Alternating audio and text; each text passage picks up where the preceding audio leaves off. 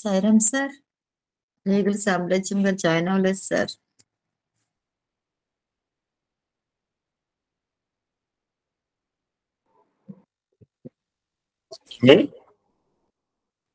రేగుల సామ్రాజ్యం గారు జాయిన్ అవ్వలేదు sir. So I will do it. Okay sir.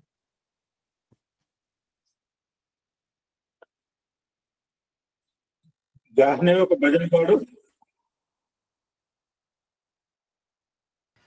Sairam sir.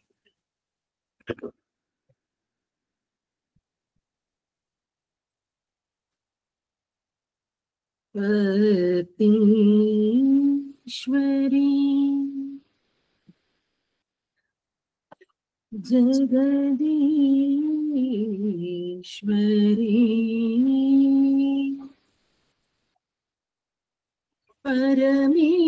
Parameshwari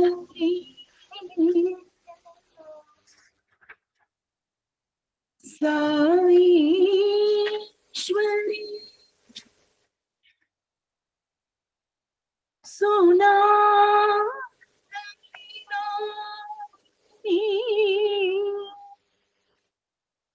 Shiv Shankari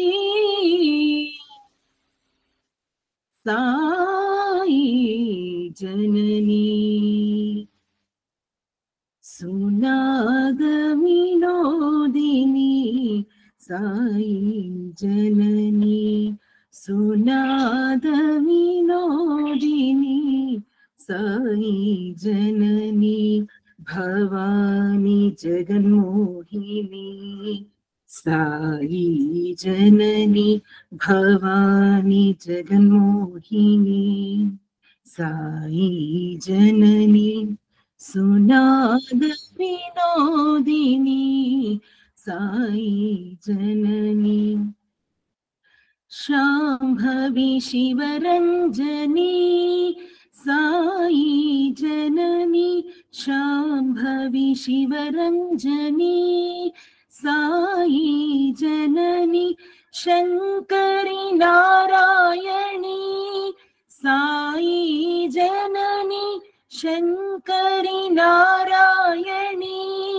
Sai Janani Bhagwati वरदायिनी Sai Janani Bhagwati वरदायिनी Sai Janani सुनाद Vinodini Sai Janani Bhavani Jaganmohini Sai Janani सुनाद Vinodini Sai Janani Shambhavi Shivaranjani Sai Janani Shankari Narayani Sai Janani Bhagwati वरदायिनी Sai Janani Bhagwati वरदायिनी Sai Janani सुनाद Vinodini Sai Janani Sairam sir. Join అయితే చెప్పు నాకు. I will start. రాపోయినా పర్లేదు నాకు. నారాయణమూర్తి గారు అన్నట్టుగా మేము ఇక్కడే ఉన్నాము, ధర్మ సంస్థాపన చేశాను, ఎట్లా పోయినావు, ఎవరిని చంపినావు అంటే మీరు ఇక్కడే ఉంటారు. నేను చేసే పని నేను చెప్పుకోలేక కాదు, మీరు చెప్తే ఆనందపడతారు, మీకు ఇస్తున్నాను. దట్స్ గుర్తుపెట్టుకోండి. అవతారం అయిపోయింది కదండి. ఇప్పుడు అంటే మనకంటే బర్త్డే ఒకటే రోజు, రెండో రోజు సెలబ్రేట్ చేసి ఎవడు రాడు మనకి. తిరుపతి వెంకటేశ్వర స్వామి కళ్యాణం చూడండి ఒకసారి ఆన్లైన్లో. ఎంతమంది ఫిజికల్ గా పాల్గొంటున్నారు, ఎంతమంది బ్యాక్గ్రౌండ్ లో పాల్గొంటున్నారు. రోజు పాల్గొంటారు. మన కళ్యాణం రెండో రోజు చేసుకుంటాం అంటే ఎవడు వస్తాడా? మనకే అవతారు. మనం కించిజ్ఞులు, ఆయన సర్వజ్ఞుడు. అయిపోవటం అంటూ లేదు. యాక్చువల్గా ఇప్పుడే స్టార్ట్ అయింది. ఆయన 100వ బర్త్డే కార్యక్రమాలంటే తెల్లారి నుంచే మొదలైన నిజంగా గుర్తించిన వాడు 24వ తారీఖు నుంచే మొదలు పెడతాడు. మళ్ళా నవంబర్ 23, 20, 25 చేస్తానంటే మనం ఏం చేయలేం. మన అదృష్టం కొద్దీ మనం ఆయన మర్చిపోయే అవకాశమే లేదు ఇక్కడ. Will do like this. Swami కరుణిస్తే నెక్స్ట్ బర్త్డే దాకా కూడా ఉంటుంది. ఆయన ఇష్టం, నా ఇష్టం కాదు, ఇక్కడ మీ ఇష్టం కాదు. మేము వచ్చామండి అంటే మీరు వస్తే తలుపులు తీయాలి, ఇక్కడ రూల్ ఏం లేదు. మీరు రాకపోయినా తలుపులు తీస్తాను. 2 రకాలు ఉన్నాయి ఇక్కడ. మేము వచ్చాం సార్ తలుపులు తీయంటే తీయరు ఇక్కడ. ఆయన తలుపులు తీయమంటేనే తీస్తాను. So let's continue his mission like this. ఆయన అవతార వైభవాన్ని ప్రతినిత్యము స్మరణ చేసుకుంటూ ఇంతకంటే ఆనందం ఎవరికి దొరకదండి నాకు తెలిసిన. దిస్ ఇది ఆనందం, సంతోషం కాదు. ఇప్పుడు తిన్నాను, కారపూస తిన్నాను, ఆ స్వీట్ పేరు నాకు తెలియదు, ఏదో మొత్తం మీద తిన్నాను. ఎంతసేపు ఉంటుంది కాసేపు ఉంటుంది. This is call happiness, this is call pleasure. మొన్న 4 రోజులు అనుభూతి పొందొచ్చాను. ఆ అనుభూతి ఈ 4 రోజులతో పోయేది కాదు. 40 సంవత్సరాలు కాదు, 400 సంవత్సరాలు. పొరపాటున దేహానికి 400 సంవత్సరాలు ఉంటే 400 సంవత్సరాలు కూడా ఆ అనుభూతిని నెమరేసుకుంటూనే ఉంటాం. నారాయణమూర్తి హౌస్, రాధిక రావటము, అక్కడికి పోవటము, దర్శనాలు చేసుకోవటము, ఆకునూరు పోవడం, ఇవన్నీ వదిలేది కాదు. వదిలేస్తే మేము మనుషులమే కాదు. మేము మర్చిపోయామంటే తిన్నింటి వాసాలు లెక్క పెట్టేవాళ్ళం అనమాట. మనిషిగా పుట్టక్కర్లేదు తిన్నింటి వాసాలు లెక్క పెట్టడానికి. ఈవెన్ జీవరాశే తిన్నింటి వాసాలు లెక్క పెట్టలేదు, మనిషిగా పుట్టి తిన్నింటి వాసాలు లెక్క పెడతామంటే ఎట్లా అండి? 99 సంవత్సరాలు బట్టి ఆయన యొక్క అవతార వైభవం అనుభవిస్తూ ఎప్పుడు మళ్ళీ సంవత్సరం తర్వాత చూద్దామంటే అది పొరపాటే అవుతుంది. అటువంటి పొరపాట్లు ఇక్కడ జరగవు కూడా. ఒక సందర్భంలో నేను మొదలు పెడతాను, ఎవరైనా కంటిన్యూ చేయొచ్చు కూడా. అది మధ్య మధ్య పద్య సూక్తులు ఉంటాయి. I will start. If anybody rise a hand I can offer them. ఎందుకంటే అప్పుడప్పుడు ఇలా చెప్పబోతే మనకు నిద్రలో పోతున్నాం. ఆయన మన నిద్రలోంచి లేపడానికి నేను ఎవరు అని ఆయనే ప్రశ్న వేసుకుని చెప్తుంటాడు. ఒక సందర్భంలో ఒక పద్య సూక్తితో మొదలు పెడదాం ఈరోజు. స్వామి తన యొక్క అవతార కార్యక్రమము ప్రణాళికను ఈ విధంగా ఒక పద్య రూపంలో సమస్త విశ్వానికి అందించడం జరిగింది. ఎందుకు వచ్చాడాయా అంటే ఎందుకు వస్తాడో తెలుసు. ఇన్ని రోజులు సత్సంగం చేసి దేవుడు ఎందుకు వస్తాడో తెలియదంటే, రామాయణం అంతా విని సీతారాముడికి ఏమవుతుందంటే చెప్పబోతే తప్పు మంది. యుగధర్మ పద్ధతులు విగలితమై ఉంటా ఎవరని చెప్తే చెప్పొచ్చు ఈ పద్యం. Offer, I will offer. యుగధర్మ పద్ధతులు విగలితమై ఉండ నయమార్గము తిప్పి నడుపు కొరకు. మనం అంతా మర్చిపోయాం. మనం మొత్తం యావత్ విశ్వం మనమే కాదు. ఏమి చేయాలి, ఏమి చేయకూడదు, ఏమి తినాలి, ఏమి తినకూడదు, ఎలా నడవాలి, ఎలా నడవకూడదు, ఏమి చూడాలి, ఏమి వినాలి, ఏమి ఆలోచన, everything we have forgotten. Everything in not in proper way. సమస్తము దారి తప్పింది. మనమే అనుకోండి, దయచేసి మన 47 గురించి మాట్లాడట్లా. సమస్త మానవాళి తమ కర్తవ్యాన్ని మర్చిపోయారు. ధర్మాలు మర్చిపోయిన పద్ధతుల్లో ఇది ఎలా ఉంటుంది? ప్రపంచం ఇలానే ఉంటుంది. టు సెట్ రైట్ దట్, నేను అందుకనే ఒక పద్యం చెప్తుంటాను. అవతరించని దివ్య తేజము దివి నుంచి భూకి, సాయిరామము నామము దాల్చి గిరిజనులను ముగ్గురు జనులు చెప్పారు స్వామి ఇక్కడ. ట్రైబల్స్, గిరిజనులు అండ్ హరిజనులు అండ్ సిరిజనులు. మన దృష్టిలో ముగ్గురు జనులు ఒకటేనండి. వీడు గిరిజనుడు, అక్కడ కూర్చోబెడతా అంటే నడవదు. You should get out from the organisation. వీడు హరిజనుడు అంటే హరిజనుడికి చాలా ఇష్టం మనకంటే కూడా.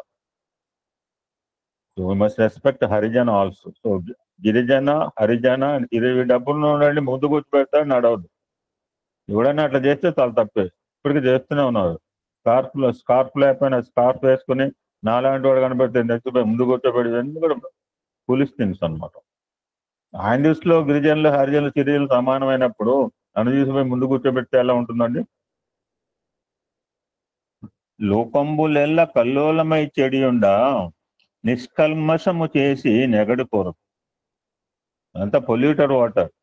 దాంట్లో ఏదో రాయేస్తే మొత్తం ఫిల్టర్ అవుతుందా, అలాగ రాయేయటానికి వచ్చాడు. దుర్మార్గబద్ధులై కృంగి దీనత నుండా సాధు సంరక్షణ కలుపు కొరకు. మనం ఎవరిని గౌరవించాం, సమాజంలో పెద్దల్ని గౌరవించము, వేదిక కల్చర్ వాళ్ళని గౌరవించము, అసలు forgotten how to respect the society. ఎవరిని గౌరవించకపోతే సొసైటీ ఎంత నాశనం అయిపోతుంది. సో అటువంటి స్టేజ్లో నుంచి మనం ఎవరిని గౌరవించాలి, సమాజంలో ఉన్నవారు కనుక కొంతమంది తప్పకుండా రెస్పెక్ట్ దెమ్, ఆనర్ దెమ్. ఎందుకంటే మనకు మార్గదర్శకులు వారిని. నేను కులరీత్యా అంటలేదు, by the way of action. రాత్రి చాలా 4 రోజులు పెండింగ్ ఉండబట్టి ఎన్ని మెసేజ్లు పెట్టాను. ఈ గ్రూప్ లో ఉండడు, ఇంకోటి పారిపోతాడండి బాబు. నేను 3 రోజులు అవుట్ ఆఫ్ స్టేషన్ ఉండేప్పుడు ఐ వాంట్ క్లియర్, నా బ్యాలెన్స్ క్లియర్ చేసుకోవడానికి మీకు దోచేస్తున్నా. So what is the purpose of temples అని అద్భుతంగా చెప్పాడు. రాత్రి ఒక మెసేజ్ చదువుకోండి, ఇప్పటికైనా చదువుకోవచ్చు, మీ గ్రూప్ లోనే ఉంది. కాల సందిగ్ధ విగ్రహ దీప్తులై ఉండ భాష్యార్థ. రామాయణం అంటే రామాయణ రూపంలో చెప్పాలి, భారతం ఎసెన్స్ చెప్పాలి, భాగవతం అసలు చెప్పకుండా వంకర మాటలు చెప్తే జనాలు ఏమవుతారండి? ఎంతసేపు బాహ్యమైన అర్థములతోనే మనం ఆహా ఓహో అనుకుంటూ పోతుంటే అంతరార్థం ఎప్పుడు? అందుకనే ప్రతి పండగ పర్వదినానికి కూడా అంతరార్థాన్ని చెప్పడానికే Swami youth to celebrate all the festivals at Prashanti Nilayam. Prashanti నిలయంలో ఏ పండుగలు చేసుకోకపోతే స్వామికి ఏమవుతుందండి? ఆ పండుగ రూపంలో మనందరినీ అక్కడ తీసుకెళ్లి ఆ పండుగలో ఉన్న అంతరార్థం, కొత్త బట్టలు వేసుకున్నామండి, లడ్డూలు తినాను, బిర్యానీ తినాం, బాగానే ఉంది. మన మాకు సత్యనామతం రోజు కూడా బిర్యానీ పెట్టారు. బిర్యానీ కూడా బ్రహ్మార్పణ చెబుతుంటే మన నారాయణమూర్తి నవ్వుతున్నాడు.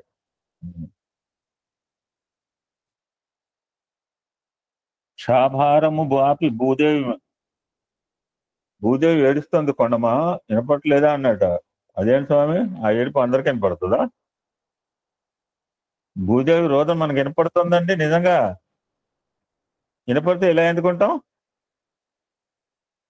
మన అమ్మ ఏడుస్తుంది కనపడుతుందా? అమ్మ ఏడవచ్చా నిజంగా?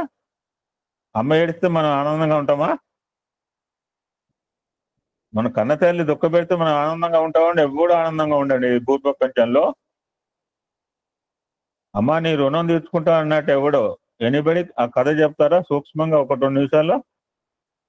నీ రుణం తీర్చుకుంటాను అన్నట్టు ఎవడో ఒకడు.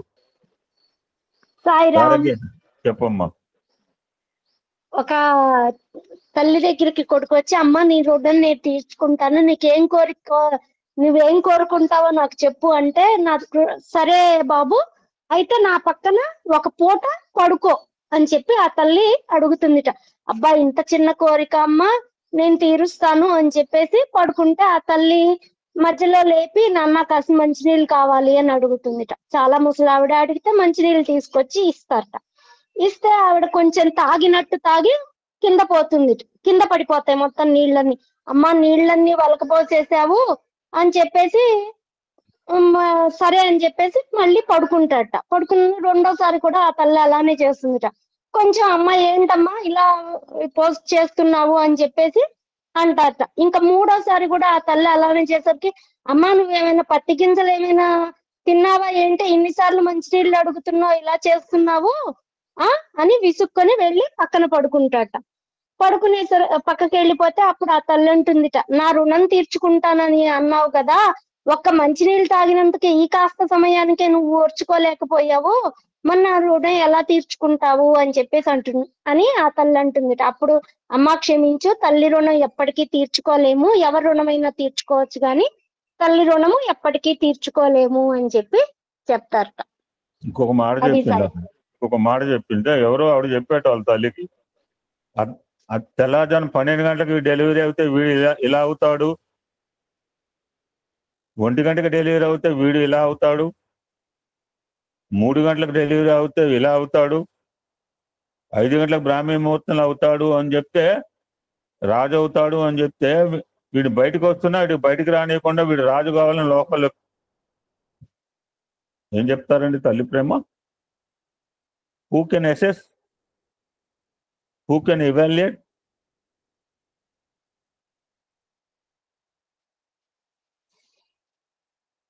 భూదేవి రోధిస్తుంది వినపట్టలేదా అన్నాడు వెంకవదూత. ఈయనకెట్లా వినపడుతుంది? ఈయన విఘ్నుడే కాదంటలేదు కొండమరాజుని.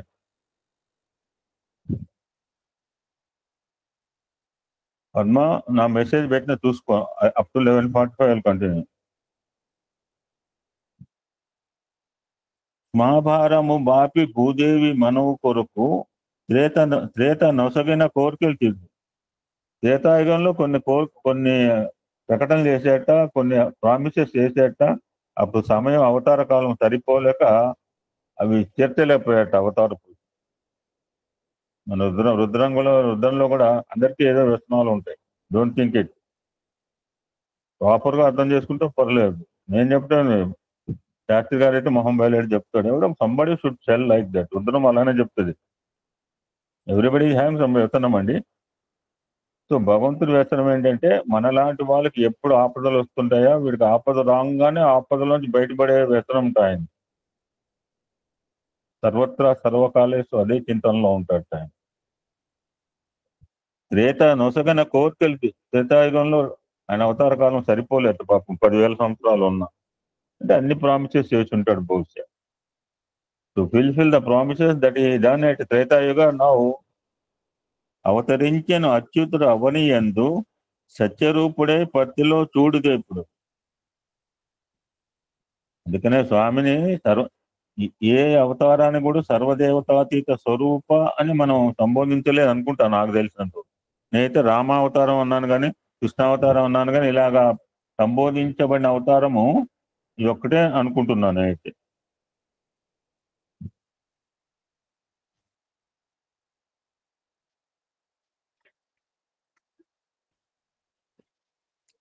స్వామి అవతరించదలుచుకున్నాడు, అవతారం జరిగింది. తన అవతార కార్యక్రమంలో ముఖ్యమైన అంశాలు ఏమి చేద్దాం అనుకుంటూ ఒక ప్రీ డిటర్మిన్ ప్లాన్ ఈ దేర్. మొన్న నేను అవతార ప్రకటనప్పుడు చెప్పిన, ఆయన కృష్ణావతారం రావడం కారణం ధర్మ సంస్థాపన చేయడం, పరిత్రాణ సాధునం, అనన్య చింతయంతో. ఆ మూడు ఆయన ప్రామిస్. ఇప్పుడు స్వామివారు తన అవతార లక్ష్యంలో ఏంటంటే వేదోద్ధరణ. అందుకని మీరు సత్యం శివం సుందరం చూడండి, స్టార్టింగ్ లోనే ఆయన మొదలుపెట్టింది ఈ యొక్క వేద పురుష సప్తాహ యజ్ఞం 1960 ప్రాంతంలో, 61 ప్రాంతంలో. అది అప్పుడు కూడా వెయిటెడ్ 34 years మనని దానికి విధంగా మోల్డ్ చేసేదాకా. వీడు ఇటువంటి మొదలు పెడితే వీళ్ళు యాక్సెప్ట్ చేస్తారు అని మన మైండ్ సెపరేట్ చేసిన తర్వాత దెన్ హీ స్టార్టెడ్ దిస్ వేద పురుష సప్తాహ యజ్ఞం. సో వేదోద్ధరణ, ధర్మరక్షణ, విద్వత్ పోషణ, భక్త రక్షణ. సో ద ఫస్ట్ కాన్సెప్ట్ ఈ వేదోద్ధరణ. నేను వేదోద్ధరణ ఎలా చేస్తాను అని ప్రశ్న వేసి, మొట్టమొదటి స్వామి వేదములు మరుగైన కారణమును ఆ రోజులో ఎవడో ఎత్తుపోయాడు, ఈ రోజులో ఎవడు ఎత్తుపోలా. ఉన్నా కానీ పక్కన పడేస్తాం వాటి మీద వేరే పుస్తకాలు పెడితే ఏం కనపడుతుంది? చూసావా, అన్నిటికంటే నా బుక్ పైన ఉంది అన్నట్టు ఒక ప్రధానమంత్రి.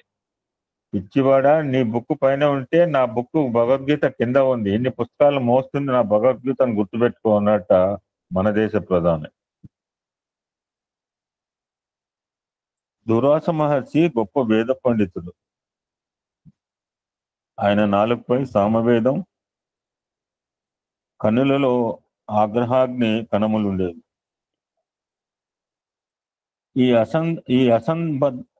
ఈ అసంబద్ధతను చూసిన సరస్వతి ఆయన చూసి తిరస్కార పూర్వకంగా నవ్వింది. వాళ్ళకు మునులు కోపం వస్తే ఏం చేస్తారో ఏం తెలియదు కూడా అది.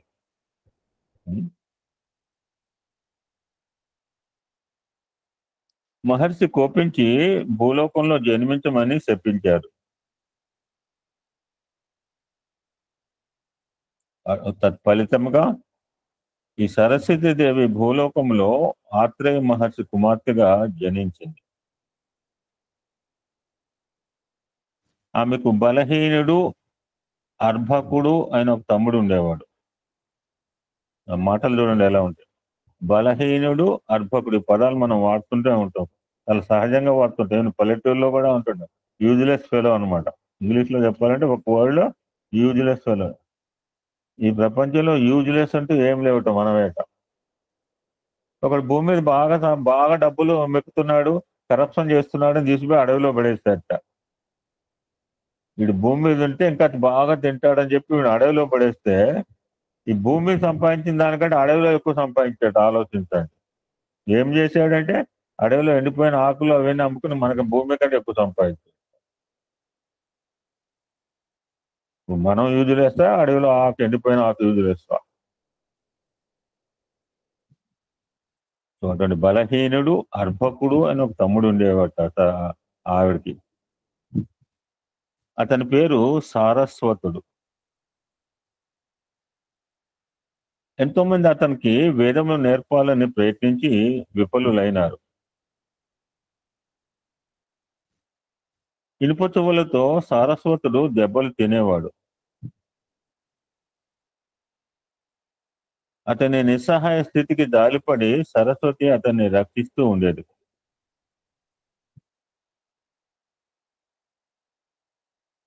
కాలక్రమంలో స్వయంగా సరస్వతీదేవియే ఆ సారస్వతునకు చతుర్వేదాలను షట్శాస్త్రాలు నేర్పి అతని గొప్ప పండితుడిగా తీర్చిదిద్దింది. కొంతకాలం గడిచిన తర్వాత మానవులు వేదములు విస్మరించారట మనలాగా. అందుకనే స్వామి అంతిమంగా తన అవతారముల కాలంలో లాస్ట్ దర్శనం నమస్కారం పెట్టిపోయారు. చాలా మంది అనుకున్నారు స్వామి మనకు నమస్కారం పెడుతున్నాడు ఏంటి అనుకున్న వాళ్ళని, మనలాంటి వాళ్ళని, నాలాంటి వాళ్ళని పిచ్చి వాళ్ళు అనమాట. స్వామి నాకు నమస్కారం పెట్టడం ఏంటి? ఆ నమస్కారం వెనకాల ఉన్న అర్థం ఏంటో మనకు వేదంలో శాస్త్రి గారు బాగా చెప్తున్నారు. ఎప్పుడైతే వీళ్ళు వేదాలను విస్మరించారో ఏం జరుగుతుంది? మనకు తెలియకపోవచ్చు, కానీ తెలిసినట్టే ఉంటుంది. నేను చెప్పాను సంస్కరణం నాకు తెలియకుండా ఏం చేయడు, నన్ను తెలిసే చేస్తాడు. అన్నిటికీ మత్తుమంది ఇంజక్షన్ మత్తుమంది ఇస్తారా? ఇంజక్షన్ మత్తుమంది ఇంజక్షన్ చేస్తే ఎట్లా? ఫలితంగా కరువు కాటకాలు సంభవించాయి ఎప్పుడైతే వేదాలను విస్మరించారో. ఈ దుర్భర పరిస్థితుల మధ్య మరల మానవులు వేదముల కొరకు తపన పడటం ప్రారంభించారు. అప్పుడు సారస్వతుడు చంద్రుని ప్రార్థించగా భూమిపై చెట్లు చేమలు వృద్ధి చెందినాయి. ఋషులకు జీవితంపై ఆశ కలిగింది. సరస్వతుడు వారికి 6 విధములైన వేద భాగములను బోధించినాడు. ఈ విధముగా సారస్వతంచే వేదము ఉద్ధరింపబడ్డాయి స్వామి చెప్తూ. సో సారస్వత ఈ రిస్టోర్డ్ వేదములు ఈ విధముగా సారస్వత వేదం ఉద్ధరింపబడ్డాయి అని ఫుల్ స్టాప్ పెట్టి ఈనాడు మరొక పర్యాయము వేదంను ఉద్ధరింపవలసి ఉన్నది.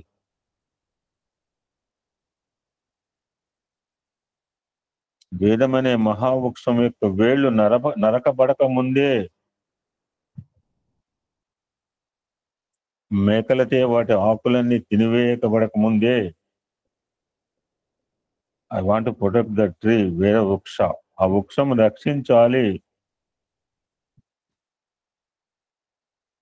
వేదము అంటే ధర్మము, వేదోఖిలం ధర్మ.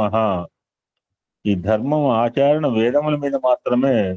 This dharmacharana based on the Vedas itself. వేదములు ధర్మాన్ని మాత్రమే బోధిస్తాయి. ధర్మానికి బేస్ వేదములు. ధర్మో రక్షతే ఉత్తగం పెట్టలే పిచ్చోళ్ళు. మన ఎవరో రక్షిస్తున్నాడు, మిలిటరీ రక్షిస్తుంది అంటే పొరపాటు. మన రక్షించేది మన ధర్మం మాత్రమే. Everybody have to perform the swadharma అని చెప్పింది భగవద్గీత. ప్రపంచంను పోషించేది, రక్షించేది ధర్మం అనుకుంటాం. మాకు పెద్ద మిలిటరీ ఉందండి, వాళ్ళు రక్షిస్తున్నారండి. ఈ వేద సంరక్షణకు వేదాలు సంరక్షించబడాలంటే సెకండ్ ఆస్పెక్ట్ విద్వత్ పోషణ అవసరం. ఇందాక నేను అన్నాను, ఆ విద్వత్ వల్ల పోషించడం, గౌరవించడం మన సంప్రదాయం అండి. నాకంటూ వేరే నేను 4 రోజుల్లో చాలా గుళ్ళు గోపురాలు తిరిగే అవకాశం కలిగింది. ఉడికిపోయినప్పుడు ఏం చేయాలి? మనం చేయాల్సిన ధర్మం అది. దేవుని దర్శించుకున్నానండి వచ్చేసానంటే సరిపోయిందా? మా గుళ్ళో నాకు వంట రసిందండి. దర్శనమే దర్శించుకోవడమే కష్టం. అందరూ కార్తీక మాసంలో శివాలయాలు దర్శించుకోవడమే మహాభాగ్యం అనే సందర్భంలో నారాయణమూర్తి మీ గోత్రం ఏంటి? ఎవరిని అడుగుతాడండి ఏ గుళ్ళలోనా? ఈజ్ ఇట్ పాసిబుల్ కార్తీక మాసం in Shiva temple? Just imagine. నాతో పాటు నారాయణమూర్తి గోత్రము, రాధిక గోత్రము, ఆ డ్రైవర్ గారి గోత్రము.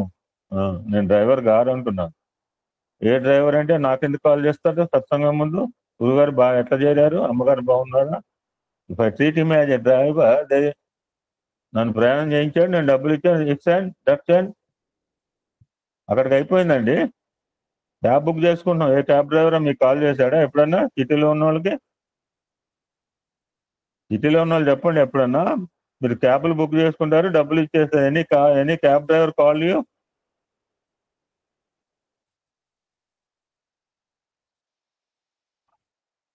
ఈనాటి ఈ వేద సంరక్షణకు విద్వత్ పోషణ అవసరం. అందుకనే స్వామి ఎంత చక్కగా తన యొక్క ప్రశాంతి నిలయంలో వేద పండితుల్ని ఏ విధంగా సన్మానిస్తారు. ఒకసారి గోదావరి జిల్లా పిలిచారు, మేము సన్మానం చేస్తున్నాం రావంటే వెళ్ళారు స్వామి. కానీ అక్కడ సన్మానం చేసిన తీరు ఈయనకు చివుక్కుమందిట. అంటే అవతార పురుషుడు కూడా చివుక్కుమంది అంటే అన్ని చోట్ల పోతే సాటిస్ఫై కావాలనే ఉంది. ఆ జాగాలు పోతే కొన్ని చోట్ల తృప్తి కలగకపోవచ్చు. The way of behaviour the human tendency. ఆయనగా మానవ రూపంలో వచ్చాడు కదా, నిరాకార నిర్గుణ స్వరూపం, సాకారం గుణ స్వరూపంగా వచ్చాడు. అరే పండితులు సభ అన్నారు, పండితుల్ని ఈ విధంగా సన్మానించేది?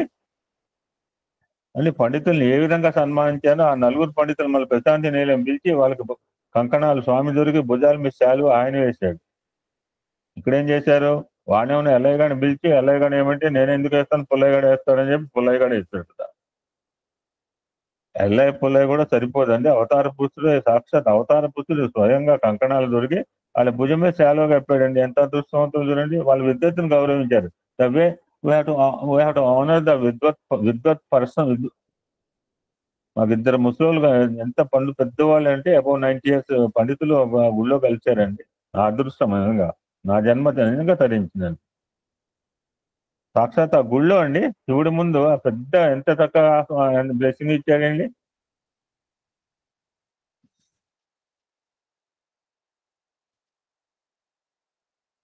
ధర్మాచరణ వేదముల మీద ఆధారపడి ఉంది. ప్రపంచమును పోషించేది, రక్షించేది ధర్మమే. ఈ వేద సంరక్షణకు విద్వత్ పోషణ అవసరము. నవ్వు స్వామి సెకండ్ పాయింట్కి వచ్చారు. వేదం సంరక్షించబడాలంటే విద్వత్ పోషణ ఇది మస్ట్. విద్వాంసులు, పండితులు వేదసారమును ప్రపంచానికి చాటాలి. The duty this one. అందుకనే స్వామి విద్వాన్ మహాసభ ఉత్తగా పెట్టలా. మొన్న ఎవరో అన్నారు, అద్భుతంగా చెప్పారు. దారానారాయణ సత్సంగం అయితే తెల్లారి చెప్పింది. ఇటువంటి వాళ్ళ గురించే స్వామి పెట్టారు సత్సంగాలు. ఆ విద్వాన్ మహాసభ ఉద్దేశం ఏంటి? నారాయణమూర్తి లాంటి వాళ్ళు ధర్మ సూక్ష్మాలను ప్రపంచానికి అందించడానికి వాళ్ళు నియమించాడు. అంటే అంతకుముందు మీటింగ్ పెట్టలేదంటే అంతమంది మీటింగ్ ధర్మ సూక్ష్మాలు ఎవరు చెప్పలేదు. ఇక్కడ మంచిగా చెప్తే జనాలు పొల్లు పరిగెత్తుకొస్తున్నారు విద్వాన్ మహాసభలు. చాలా మంది అనుకున్నారు ఎందుకు పెట్టాడు, ఇవి యూజ్లెస్ అండ్ వేస్ట్ఫుల్ మనలాంటి వాళ్ళు అనుకుంటాం. మనం చేసేదే యూజ్ఫుల్ అయినప్పుడు భగవంతుడు చేసే ప్రతి అడుగు, ప్రతి కార్యక్రమం సమాజ హితంగానే ఉంటుంది, సమాజ శ్రేయస్సుగానే ఉంటుంది.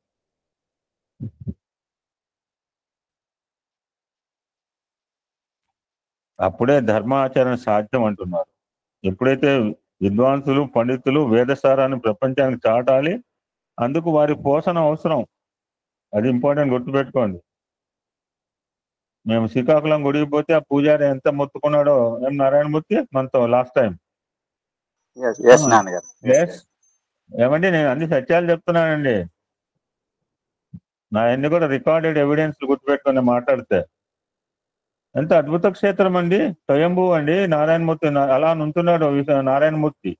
ఈ నారాయణమూర్తి అక్కడ నారాయణమూర్తి గుళ్ళో ఆయన ఎకరు పెట్టాడండి పూజారి.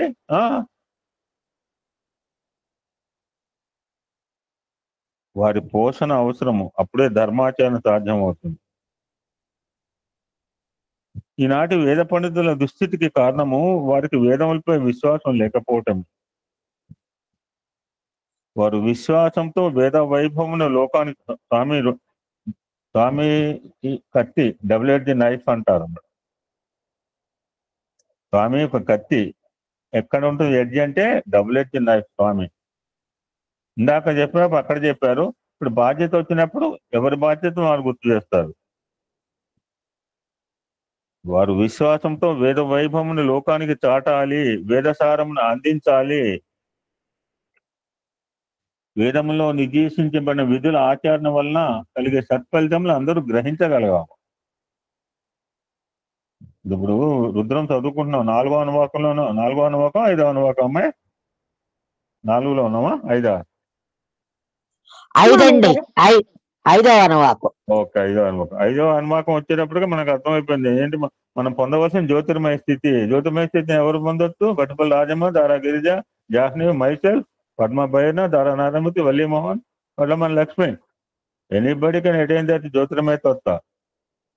మనకు లిమిటేషన్ పెట్టలేదు, రుద్రం గుర్తు పెట్టుకొని. Anybody can attain that jyotirmaya tatva. Only thing is depend upon our sadhana. That is essence of Rudra. నేను ఇప్పుడు పత్తిలో వేద పాఠశాల స్వామి స్టార్ట్ చేసింది ఫస్ట్ ఇంగ్లీష్ మీడియం స్కూల్ కాదు, వేద పాఠశాల. బేస్ గుర్తుపెట్టుకోండి. నేను ఇప్పుడు పత్తిలో వేద పాఠశాల ప్రారంభిస్తున్నాను అని బహుశా ఆ రోజు చెప్పిన మెసేజ్ ఇది. ఇది కొంతకాలానికి ఇదే విశ్వవిద్యాలయం కాగలదు అన్నారు. ఎప్పుడు 62 చెప్పిన మాట 1980లో ఫుల్ఫిల్ అయింది. ఆయన హాస్యం ఏమంటారు సార్ చెప్తున్నారు, హాస్యమైన నిజం అవుతుంది అంతే. ఆయన సత్యం మాట్లాడింది కాదు, ఆయన మాట్లాడిందే సత్యం, గుర్తుపెట్టుకోవాలి. సత్యం బ్రూయా, మన లాంటి వాళ్ళకి సత్యం బ్రూయా, ప్రియం బ్రూయా ఇట్లా గట్టిగా చెప్తే అదే రేపు నుంచి ఎవరు రాడు సత్యంగా నాకు తెలిసినంత వరకు. కానీ మీరు మానరు. నేనేం కోపంతో చెప్పట్లా, కానీ మనకు శాస్త్రం ఏం చెప్పింది? సత్యం బ్రూయాత్, ప్రియం బ్రూయాత్, నెమ్మదిగా చెప్పాలి, నెమ్మదిగా చెప్తే వింటారు. Cross the road here, don't cross the road here.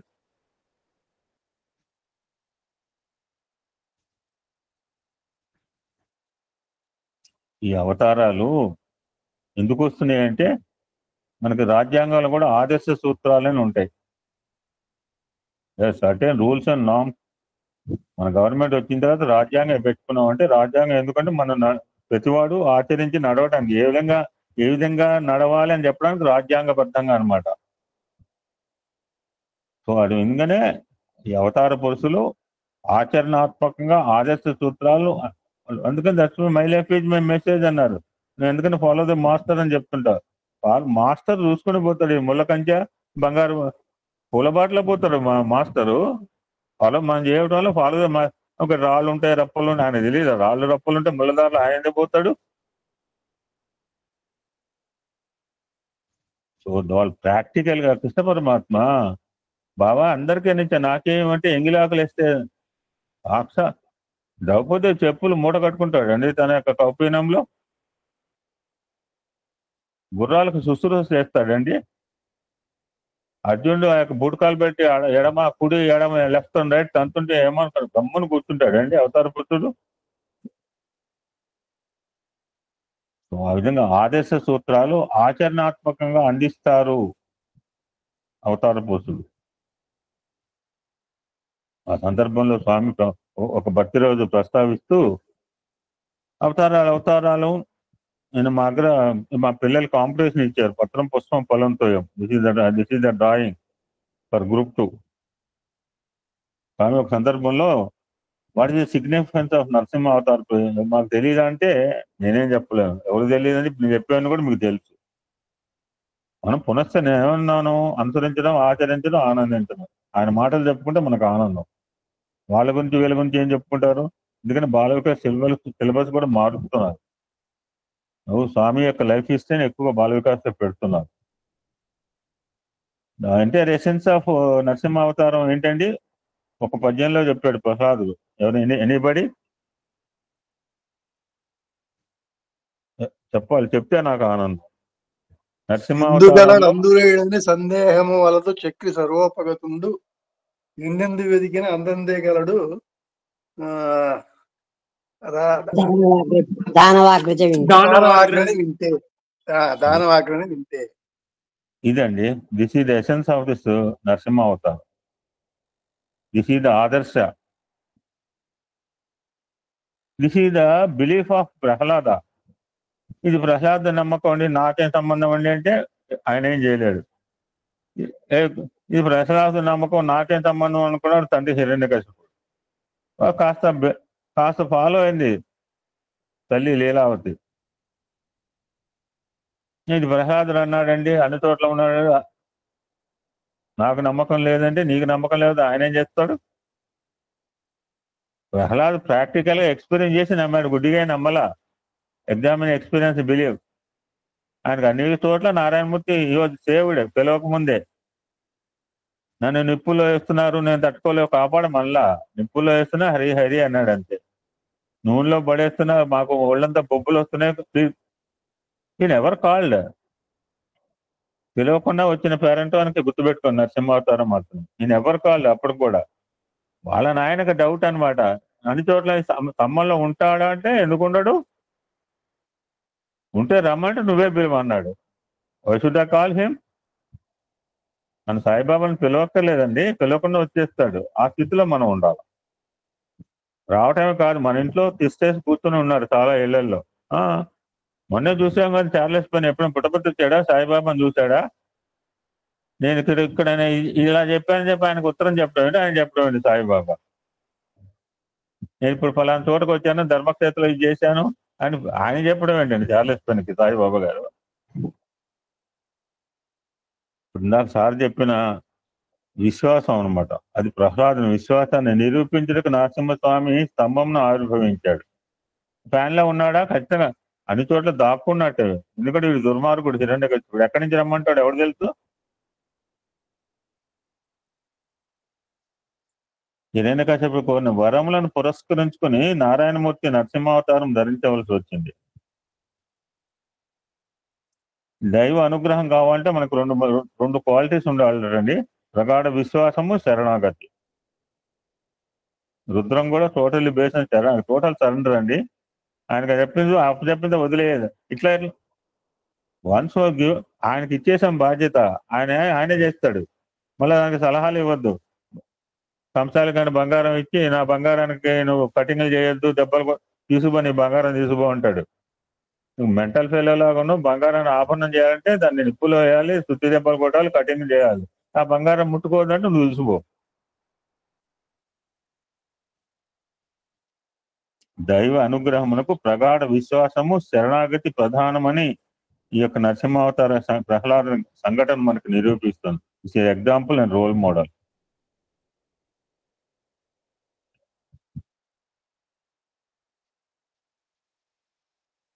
Okay, 11:45 అమ్మాయిని రెడీగా ఉండవు మనం. నేను మళ్ళీ విలువను. చిన్నారి బాలుడైన ప్రహ్లాదుడు తనను దైత్యులు ఎన్ని చిత్రహింసలు పెట్టినాను, అదే స్వామి చెప్పిన మాట నేను చెప్తున్నాను, నేను చెప్పింది స్వామి చెప్పిన. ఒక్కోసారి మన మాటను కూడా మనం చేసింది రైట్ అంటానికి ఆయన ఎస్ అంటుంటాడు, గుర్తుపెట్టుకోండి.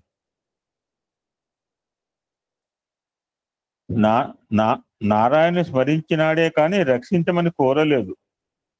మనం కాస్త వస్తే నాకు భరించలేకపోతున్నాను, నా బాధ తీర్చు, నాకు బాగా జలుబుగా ఉంది, తట్టుకోలేకపోతున్నా. నారాయణ నమ్ముకున్న వానికి ఎప్పుడూ ఆనందమే. ప్రహ్లాద పేరులోనే ఉంది ఆహ్లాదం ఉంది కదా. ఎవరైనా చెప్పాడండి? నేను సత్యం సుగంధంతో తెలుస్తుంది. ఆఫ్రికా వాళ్ళకి అరటిపండు అంటే చాలా ఇష్టం అంట. ఆ గ్రంథం చేయబట్టి తెలిసిందండి, లేకపోతే వాళ్ళ ఆఫ్రికన్ ఫుడ్ మనకేం తెలుసండి.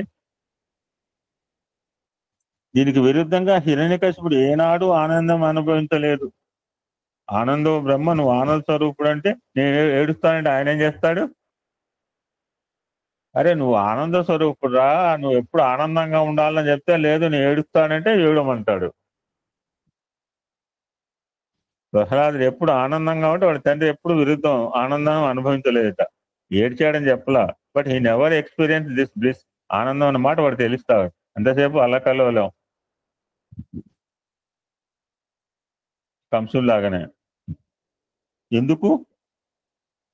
ఒకటే కారణం, ఆనందం పొందపోవటానికి సింపుల్ రీజన్ చెప్తున్నారు స్వామి. దేవుడు లేడు అన్నాడండి. ఒక మాట గుర్తు, ఇది లెసన్ అనమాట. ఎప్పుడైతే దేవుడు లేడు అని అంటుంటాడో వాడికి ఎప్పటికీ ఆనందం పొందలేడండి. దేవుడు లేడు అన్న వాడికి అసలు వాడికి ఆనందమే ఉండదు. This is the lesson we have to learn from Prahlada. కనుక క్రోధముతో తన జీవితాన్ని అంతం గావించుకున్నాడు అని చెప్తున్నారు స్వామి ఇంకో సందర్భం. ఇంకొక ఎగ్జాంపుల్ చూద్దామండి. స్వామి ఇప్పుడు చెప్పబోయేది అద్భుతమైన ఘట్టం. చాలాసార్లు ప్రస్తావన చేస్తుంటాను. ఎవరైనా వస్తే ఆ పాట పాడొచ్చు కూడా. మీరజాల గలడా నయానతి వ్రత విధాన మహిమన్ సత్యాపతి. కృష్ణ తులాభారంలో అద్భుతమైన నటన సూత్రధారి మురారి ఎటులదా పొంగున ముడేసుకుంది సత్యభామ కృష్ణ పరమాత్మని. ఆ రోజులోనే చెప్పిందన్నమాట బొగుని ఏ విధంగా ముడేసుకోవాలో. ఆ రోజులో చెప్పింది సత్యభామ మొగుని ఎలా ముడేసుకోవాలో. నటన సూత్రధారి మురారి ఎటుల దాటగలడు నయ. కూర్చుంటే కూర్చునేవాడు, నుంచుంటే నుంచునేవాడు. పాపం పరమాత్ముడు అయి ఉండి ఎలా యాక్షన్ చేశాడు చూడండి. అటువంటి శ్రీకృష్ణ తులాభారం ద్వారా మనకు స్వామి ఒక సందర్భంలో బర్త్డే రోజు అద్భుతమైన సందేశం అందించాడు. నాకు తెలియదంటే నేనేం చెప్పలేను. ఇదంతా పునశ్చరణ.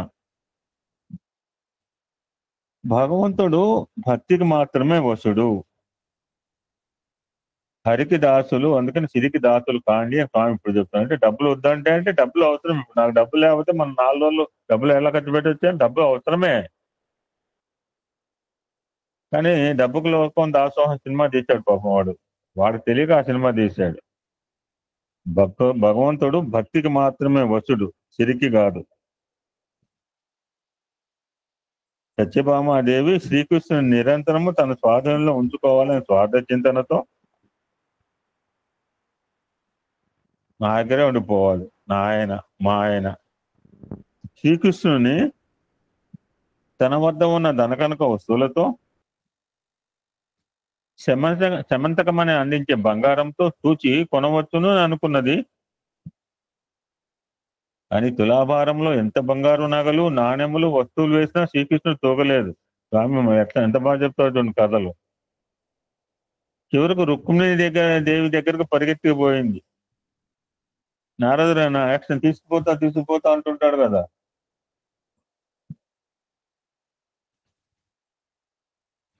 ఆ సమయంలో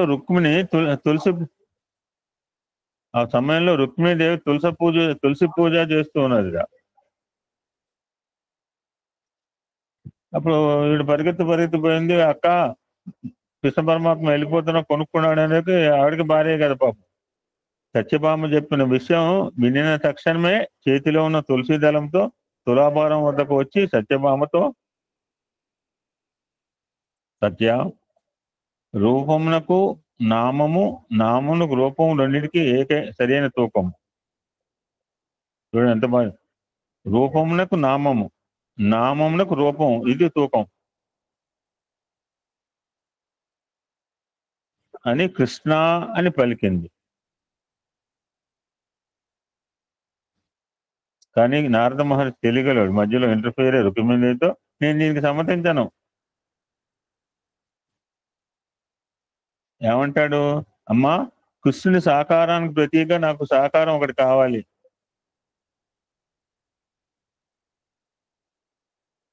నువ్వు సాకార రూపమైన వస్తువు ఇచ్చినప్పుడే నా స్వాధీనంలో ఉన్న కృష్ణుని అంటే సాకారం నీకు ఇస్తాను అని పలికాడు. చూడండి, అప్పటిదాకా తులసి దళం కూడా వేయలేదు, గుర్తుపెట్టుకోండి. మళ్ళాంటి వాళ్ళ గురించి ఆ తులసి దళం వేసింది. మళ్ళాంటి వాళ్ళకే కాదు, నారదుడు ఉత్తర చెప్పాడు, మళ్ళాంటి వాళ్ళ గురించి చెప్పాడు. అప్పుడు వెంటనే రుక్మిణి ఇందాక ఏమన్నాడు? రూపమునకు నామము, నామమునకు రూపము రెండింటికి సరైన తూకము.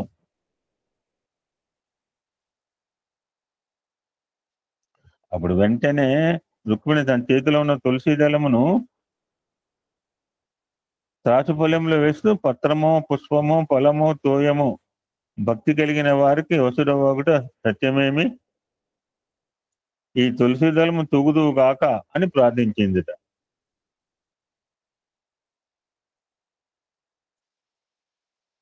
వెంటనే శ్రీకృష్ణుడు కూర్చున్న త్రాచుపల్లెము పైకి పోయింది.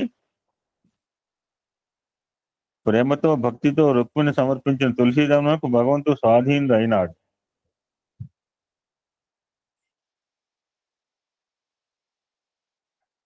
పత్రం అనగా ఏమి? దేహమే పత్రము, హృదయమే పుష్పము, మనస్సు ఫలము, ఆనంద బాష్పములే తోయం.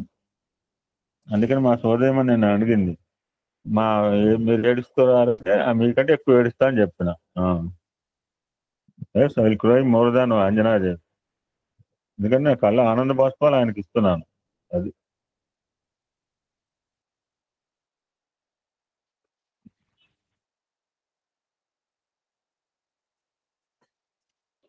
ఇంకొక ఎగ్జాంపుల్ చూద్దామండి. మనకి విజయం అని ఎవరు కూడా విజయమే కోరుకుంటాం ఒక పని మొదలు పెడితే. సో జయము అపజయం అనేది దేని మీద ఆధారంటే మన యొక్క ఆలోచన సరళ మీద డిపెండ్ అయి ఉంటాయి.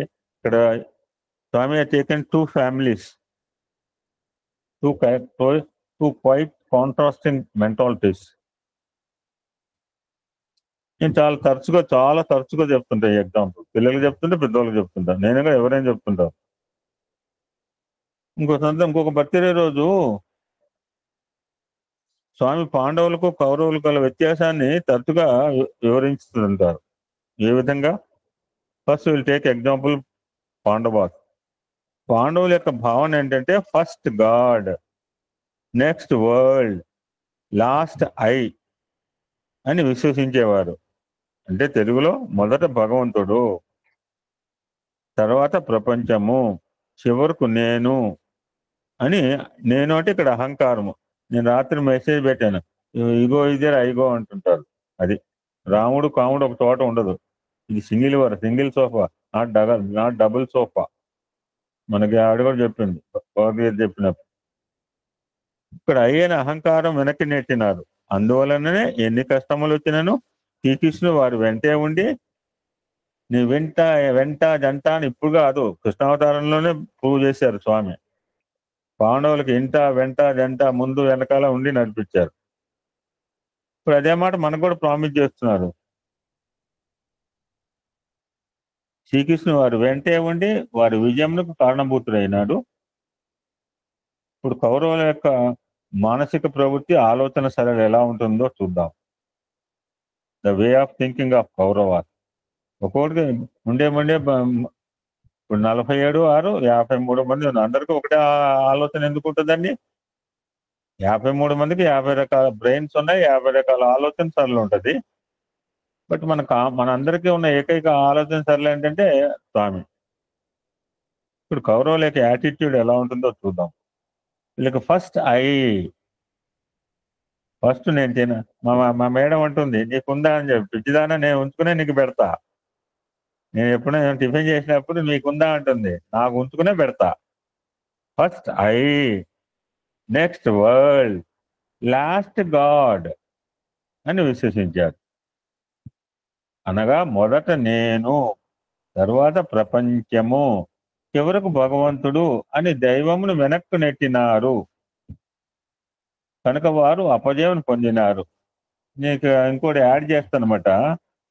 So Kauravas kept last god as LAST last అంటే చివరి వరుసలు అనమాట. మనం చివరి పడద్దు, ముందు వరుసలో కూర్చోవాలి, ఎప్పుడైనా గుర్తుపెట్టుకోండి.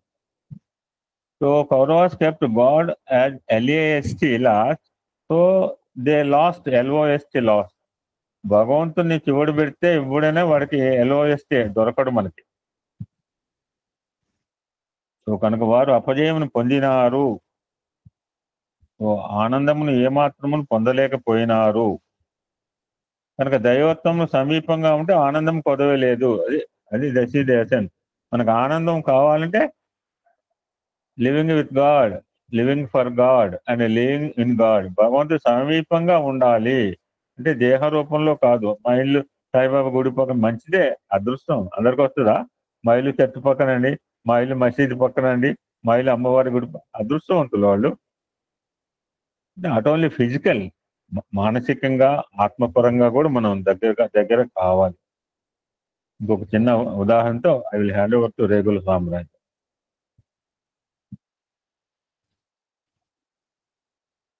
అటువంటి సూత్రధారి అయిన భగవంతుడు కూడా ఈ జగన్నాటక రంగంలో ఒక పాత్రధారియే. Is performing his role. ఇదంతా నాటక రంగం అంటే, నాటక రంగంలో మనం పాత్ర అయిపోగానే మనం వెళ్ళిపోవాలి, లేకపోతే కట్టెన వెనకాల నుంచి లాగుతుంటారు.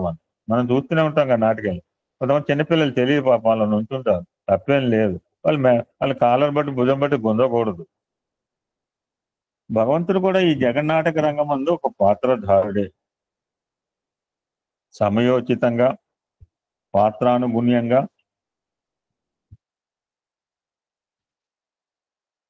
తాను కొన్ని నియమములను పాటించవలసి వస్తుంది. ఎప్పుడైతే ఈ దివ్యత్వం ఒక మానవాకారం ధరించి వచ్చినప్పుడు ఆదర్శ సూత్రములను, ఆదర్శ ప్రవర్తనలను పాత్రోచిత కర్మాచారం ద్వారా నిరూపించడం జరుగుతుంది. ఎప్పుడైతే హిరణ్యకశిపులు దైవత్వమే లేదని విశ్వసించినప్పుడు కాల కర్మ కారణ కర్తవ్యం పురస్కరించుకొని 4 కాలము, కర్మ, కారణము, ఏం మనకు తెలియని పదాలేం కాదు, 1600 రోజులు బట్టి చెప్పుకున్న పదాలు. కాల కర్మ కారణ కర్తవ్యం పురస్కరించుకొని భగవంతుడు అంటే కాలగర్భుడు, కాలస్వరూపుడు, 4వ బ్రహ్మను బట్టి బ్రహ్మ విష్ణు మహేశ్వర తర్వాత కాలస్వరూప, తర్వాత కాలాతీత. కాలగర్భుడు, కాలస్వరూపుడైన భగవంతుడు భీకరాకారమైన నరసింహ రూపంతో హిరణ్యకశిపుని చీల్చి చెండాడినాడు. కృష్ణావతారంలో శిశుపాలు ఎన్ని రకంలా దూషించిన 100 తప్పులు, అమ్మా మీ బిడ్డ 100 తప్పులు 100 దూషణ దాకా వెయిట్ చేస్తా అన్న ప్రామిస్ చేశారు కనుక అని మొదటి దూషణకే అసలు పట్టించుకోలేదు. మొదటిగా 99 నవ్వుతో స్వీకరించారట. కృష్ణావతారంలో శిశుపాలుడు ఎన్ని రకములుగా దూషించినా సమయంకి వేచి ఉండి కృష్ణుడు అతన్ని అంతం గావించినాడు. జరాసంధుని పైకి ఎన్నో సార్లు దండెత్తినా యుద్ధము చేయక అతన్ని భీమునిచే హతమార్చున్నట్టు చేసినాడు శ్రీకృష్ణుడు. మధ్య మనం దీపావళిలో చెప్పుకున్నాం, అటు దుర్మార్గుడు ఎన్నోసార్లు వచ్చేవాట, తండ్రి భీకరంగా వచ్చేవాట, కృష్ణుడు వెళ్ళిపోయేవాడు యుద్ధం చేయకుండా. ఎందుకంటే అవతలాడికి బాగా పౌరుషము, ఆవేశము, బ్లడ్ బాయిలింగ్ చేసేటప్పుడు ఎనర్జీ లాస్ అవుతాడు. యుద్ధం చేయక బాణాలు వేయక్కర్లా, అట్లా 10 సార్లు చేశారనుకోండి, దట్ ఫెలో బికమ్ ఇంపార్టెంట్ నిర్వీర్య. నిండు సభలో ద్రౌపదిని దుర్యోధన దుశ్శాసనలు పరాభవిస్తున్నప్పుడు కృష్ణుడు దుశ్శాసన ప్రాణము భీముని ద్వారా పోవలసిందే, నేను ఇందులో చర్య తీసుకోనకూడదు, ఇది పాత్రకు తగినది కాదు అనుకుని శాంతం వహించి తగిన నాటకం ఆడినాడు. ఫర్ ఎగ్జాంపుల్, ఒక కళాకారుడు అంటే నటుడు నాటకంలో ఒక వేషం ధరించినప్పుడు తాను పలకవలసిన సంభాషణలు ఏ ఘట్టంలో మాట్లాడవలసిన విధముగా ఆ సందర్భానుగుణంగా పాత్రానుగుణంగా ఉచ్చరించాలి, కానీ అన్నింటినీ ఒకే ఘట్టంలో పలుకుట వీలు కాదు.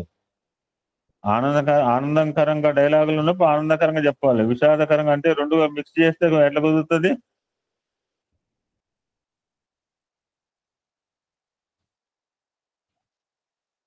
అటులనే భగవంతుడు సర్వజ్ఞుడు, సర్వాంతర్యం అయినప్పటికీ కేవలము పాత్రోచిత కర్మలనే ఆచరిస్తాడు.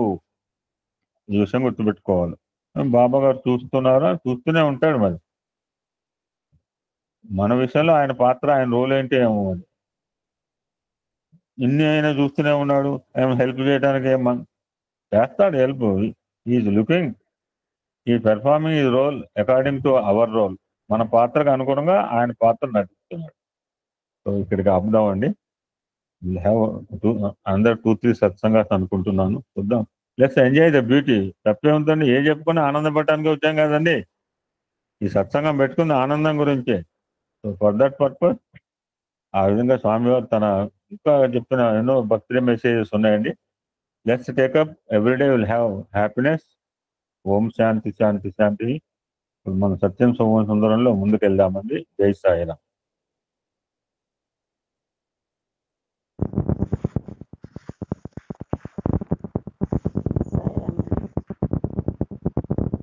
చెప్పనా సాయిరాం?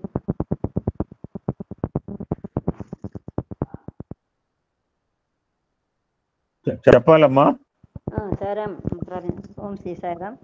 భగవాన్ శ్రీ సత్యసాయి బాబా వారికి నాకు ఈ సత్యం శివం సుందరం పఠనం చేయటకు 3వసారి నాకు ఇచ్చినందుకు స్వామికి నా హృదయపాలుగా శతకోటి వందనం సమర్పించుకుంటూ, అట్లాగే ఈ సమస్త అధినేతలైనటువంటి శ్రీ మల్లె లక్ష్మీనారాయణ గారికి, మరి సతీమణి వరలక్ష్మి గారికి నా హృదయపూర్వక సాయిరాం.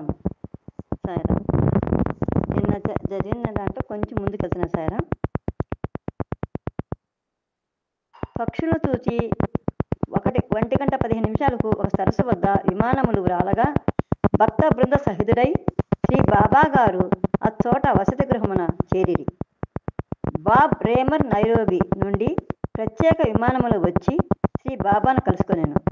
అచ్చటి నుండి కారులో చుట్టుపక్కల అడవుల్లోని ఏనుగులను, కోతులను, ఉష్టపక్షులను, నీటి పక్షులను మొదలగు వానిని సమీపమందు ఉండగా సందర్శింపగలిగిరి. పచ్చికలో పవళించి ఉన్న సింహములను కూడా చూచిరి.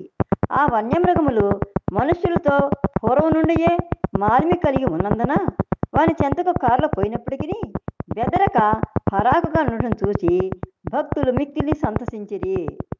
సాయంకాలం 4 గంటలకు అటవీ ఉద్యోగులకు బాబా హస్త విభూతిని, తన ఫోటోలను వసంగి ఆశీర్వదించి ఆనందింపజేసెను. శ్రీ బాబా గారు పయనించిన విమాన చోదకుడు ఆంగ్లేయుడైనందున క్రీస్తు యొక్క ఫోటోని ఇవ్వగా బాబా ఫోటో కూడా తనకు ప్రసాదించి ఇచ్చిన బాగుండును అని తలంచినంతనే అతని కోరిక ప్రకారము తన ఫోటోను కూడా బాబా వసంగెను. ఆనాటి సాయంకాలము 6:30 నైరోబి పట్టణములో మహాసభయందు శ్రీ బాబా ఉపన్యసించునని ప్రకటింపబడెను. జన సమూహము నలువైపుల నుండి మహాసభ వద్దకు చేరుచుండెను. మార్గములన్నయు కార్లతోనూ ప్రజలతోనూ కిక్కిరిసి ఉండెను. ముందు ఎన్నడను ఇంతటి జన సముదాయము ఎంతటి గొప్ప మతోదేశులు వచ్చినప్పుడునూ చేరి ఉండలేదు. ప్రేమ అను సిమెంటుతోనూ, విశ్వాసము అను ఇటుకతోనూ ప్రతి వాని హృదయమందున తన మందిరమును బాబా తయారు చేసుకుని ఉండెను. 20,000 ప్రజలు బాబా దర్శనమునకు వేచి ఉండగా శ్రీ బాబా తమకు అమర్చబడి ఉండు దివ్య సింహాసనం వైపు పోక ప్రజామధ్యమున సంచరించనారంభించినంతనే దుష్టులనంతయు బాబా ముఖమునందే సుస్థిరముగా నిలిపి పూర్ణ సమాహిత చిత్తులై కర్ణ రసాయనమగు బాబా మొదలు ఉపన్యాసమును అత్యంత శ్రద్ధతో ఆలింపదొడిగిరి. దివ్యాత్మ స్వరూపులారా అని బాబా తన ఉపన్యాస ప్రారంభమున భక్తులను ఉద్దేశించి సంబోధించెను. ఇట్లు సంబోధించుటలో సభలో తమ కట్టెదుట ఆశీనులై ఉండు ప్రజా సముదాయమును రూపనామ సహిత దేహములుగా కాక ఈ దేహములకును అందరి ప్రాణ మనోబుద్ధ్యాది శక్తులకును ఆధారమై స్వయం ప్రకాశమై సచ్చిదానంద రూపమైన అనంతాఖండ పరిపూర్ణ దివ్యాత్మ తత్వముగా భావించుచుండెనుట సువిదితముగా అగుతున్నది. మరియు అగ్ని రాశి నుండి వెలువడు విస్ఫులింగముల వలెను మహాసాగరమున తోతు తరంగములను పోలి బ్రహ్మసాగరమున దృశ్యమగు దివ్యతత్వమును గూర్చి బాబా సంబోధించుచుండెనుట స్పష్టమగుతున్నది. తమను దేహముగా భావించు మానవులకు వారి నిజస్వరూపము దేహము కాదనియు ఈ కనబడు నామరూపాత్మక దేహమును కంటే భిన్నమును విలక్షణమును అయిన జ్ఞానానంద స్వరూపమైన ఆత్మయే మానవుని నిజస్వరూపమనియు దేహభావమును మరచి ఆత్మయే తాను అను భావమునందు సుస్థిరముగా నిలిచి స్థితప్రజ్ఞను పొందుటే మానవుని ముఖ్య కర్తవ్యమనియు ఇట్టి ఆత్మ సాక్షాత్కారమును పొందుట వలననే మానవుడు ప్రేమ స్వరూపుడై సర్వబోధ హితరతుడై ఉండగలడనియు శ్రీ బాబా ఆఫ్రికా ఎందే కాక ఎల్లెడలను తొలి అంటే మొట్టమొదటిగా మొట్టమొదటి నుండి గంటాపదముగా నొక్కి బోధించుతూ ఈ ఉపదేశమును తూచా తప్పక అభ్యాసములో పెట్టి అనుభవమునకు తెచ్చుకొనవలనియు బోధించుతుండెను. తూర్పు ఆఫ్రికాలో నివాసం ఏర్పరచుకున్న హైందవులకు మానసిక ఆందోళన నివృత్తికై ఇట్టి అమూల్య ఆత్మ ఉపదేశమును శ్రీ బాబా ప్రసాదించెను. డాక్టర్ పటేల్ గారు తమ ఉపన్యాసములో తెలిపిరి. నామస్మరణమే ముక్తికి ప్రధాన సోపానమని బాబా నిర్వచించెను. నిరాకారుడైన పరమాత్మ భక్తానుగ్రహం కొరకు సాకారుడై లోకమున అవతరించిననియు అట్టి భగవానుని నామ సంకీర్తనం వలననే భక్తుడు స్వాధీనము చేసుకొననియు ఒకవేళ భగవానుడు దూరముగా ఉండినను నామము మిక్కిలి దగ్గరనే ఉండి భక్తుని రక్షించినని చెప్పుతూ తమ మధుర కంఠస్వరముతో నామావళిలో కీర్తనము గావించి భక్తుల చేత పలికించుతూ ఆనందింపజేసెను. మహాసభానంతరము వసతి గృహమున చేరి టెలివిజన్ ముందు తమ అనుచరులతో సంభాషించుచుండెను. ఇట్టి టెలివిజన్ సంభాషణ విధానములు తామసిక రాజసిక విషయములలో ఉపయోగించిన దుష్పరిణామములకు దారి తీయననియు సాత్విక సందేశముల ప్రసారం చేయుటలోనే ఉపయోగించిన ఈ టెలివిజన్ కార్యక్రమము లోక కళ్యాణమును కూర్చుటకు ఎంతయో తోడ్పడునని బాబా వివరించెను. మానవుని ఔన్నత్యమును గ్రహింపక వికారములకు తావిచ్చుతూ పరస్పర నిందారోపణములతో కాలము గుచ్చుతూ వారి స్వేచ్ఛా వృత్తులకు లొంగిపోగుతూ పెడదారులు పట్టుచుండ రాజసిక తామసిక ప్రజలను సంస్కరింపదల పెట్టిననియు అందుకు ప్రధాన సాధనముగా జన బాహుల్యములకు నామ సంకీర్తమునే తమ బాల్యము నుండి బోధించుంటిననియు బాబా సెలవిచ్చెను. నైరోబి సింహములకు ప్రసిద్ధి చెందినది. ఘోరారణ్యములోని క్రూర వన్య మృగములు స్వేచ్ఛగా సంచరించుతున్నను. ప్రకృతి రమణీయతను గూర్చి వర్ణించుటకు మాటలు చాలవు. ఈ ప్రదేశ సంచారంలో అనేక ఫోటోలు తీయబడిన. మధ్యాహ్న భోజనానంతరము డాక్టర్ పటేల్ గారు శ్రీ బాబాను వారి వాళ్ళతో ఉన్న వాళ్ళని అనుయాదులను నైరోబికి 123 మైళ్ళ దూరమున ఉండు మౌంట్ కెన్యాకు కారులో తోడ్కొని పోయెను. అతి రమణీయమైన లోయయందు ఆనాటి రాత్రి వారందరూ విశ్రమించిరి. శ్రీ బాబా గారికి ఈ షికారు అంతగా నచ్చలేదు.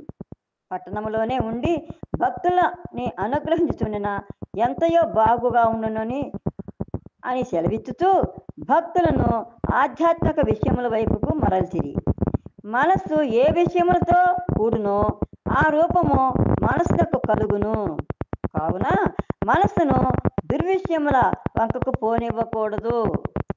ఈగ అశుభ్ర వస్తువులపైన వాలును, కానీ తేనెటీగ పుష్పములపై మాత్రమే వాలి మధువును గ్రహించును అని చెప్పుతూ హస్తచాలము చేయుచు తన విగ్రహముతో కూడిన స్వర్ణమయమైన గొప్ప లాకెట్ను సృష్టించి కట్టెదుట తనకెదురుగా కూర్చుని ఉన్న భక్తునికి ఇచ్చి కోరుచుండిన ఈ లాకెట్ను ధరింపమని బాబా అతనితో చెప్పాను.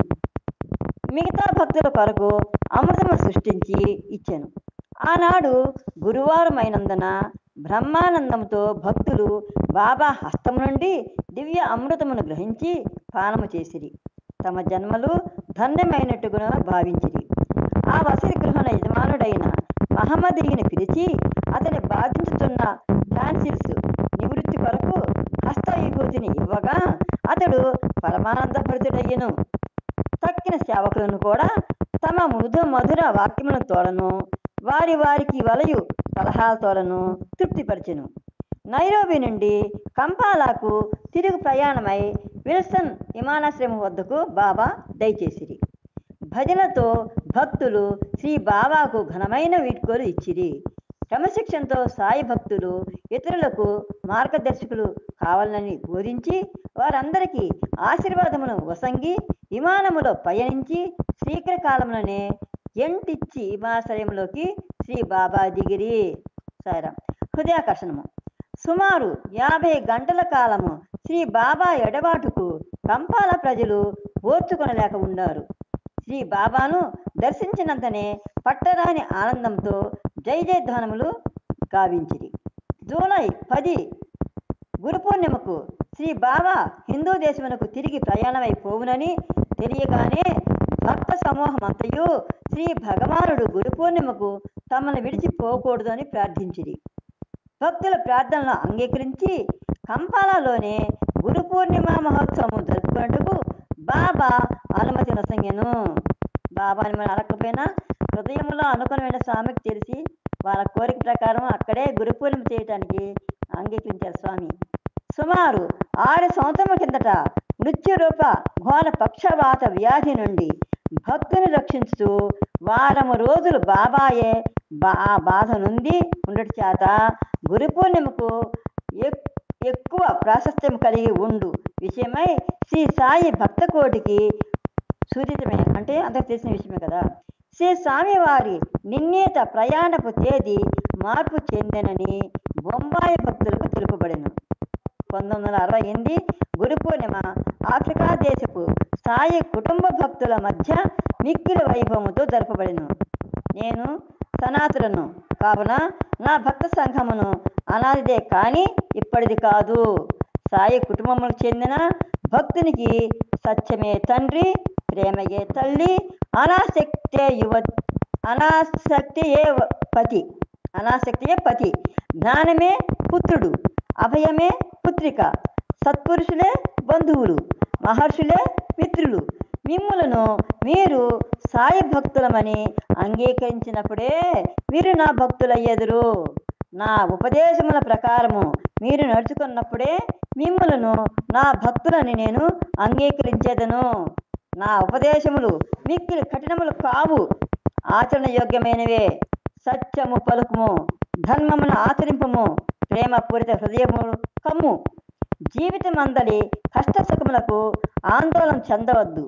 ప్రతి కార్యమును భగవానుని అనుగ్రహ చిహ్నమే అనియు మేలు కొరకే అనియు భావించవలను. ఇట్టి క్రమశిక్షణతోడను నామస్మరణతోడను దృఢ విశ్వాసంతోడను ప్రవర్తించువాడే భక్తుడు అనుగ్రహింపుడు అని భక్తులకు బోధించెను. ఉగండాలో హిందూ దేశపు high commissioner Shri KPR Singh Shri Baba గారిని సందర్శించెను. ఆ పిమ్మట ప్రధానోపాధ్యాయులు, వకీళ్లు, రోటరీ సమాజ సభ్యులు మొదలగు వారందరూ శ్రీ పటేల్ బంగళాలో శ్రీ బాబా గారిని దర్శించిరి. తనకు అమర్చబడి ఉండు సింహాసనము ఆవల వైపు నెట్టి చిరునవ్వుతో వారి ఎదుట శ్రీ బాబా కూర్చొని తనను ప్రశ్నింపమని వారితో అనెను. అంటే స్వామికి సింహాసనం అయితే పక్కనట్టి పడేసి స్వామి వాళ్ళతోటే పక్కన కూర్చొని తనను ప్రశ్నించమని అడిగారనమాట. షిరిడి బాబా ముస్లిమా అని ఒకరు ప్రశ్నింప దైవాంశ సంబుద్ధునికి ఏ ఒక్క మతంలో లేదని జవాబు వసంగెను. మహిమను గుర్చి మరొకరు ప్రశ్నింప ఈ మహిమలు రెండు విధములు. హఠయోగాభ్యాసముల వలన సంపాదించిన సిద్ధులు కేవలం ప్రకృతి విరుద్ధములు. గారడీ విద్య వంటివి యోగికి గాని ఆశ్రయించిన వారికి గాని ఉపయోగకరములు కానేరవు. రెండవ రకం సహజమైన దైవశక్తి ప్రదర్శనమే. అట్టి ప్రదర్శన వలన ఆశ్రయించిన వారికి విశ్వాసము కలిగి ఆధ్యాత్మిక అభివృద్ధికి కొంతవరకు తోడ్పడును. ఇందువలన ఉపద్రవం ఏదియూ ఉండదు అని శ్రీ బాబా సెలవిచ్చెను.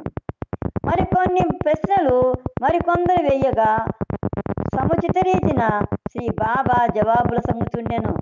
కడబడికి ఒక రోటోరియన్ శ్రీ స్వామిని ఏదైనా సందేశం ఇవ్వడని కోరగా ధర్మాచరణమే దైవ సేవ, ధర్మమే దైవము, ఈ రెండు ఉపదేశములను మీ జీవిత విధానమునందు లక్ష్యములుగా ఉంచుకొని ప్రవర్తించిన చాలును, సర్వము సిద్ధించును అని.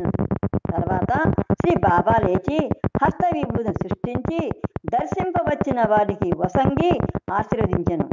క్రైస్తవులకు క్రీస్తు చిత్రములను, ముస్లింలకు సాయి చిత్రములను, సిక్కులకు గురునానక్ చిత్రములను ఒక్క క్షణములో హస్తమును సృష్టించి ఇచ్చెను.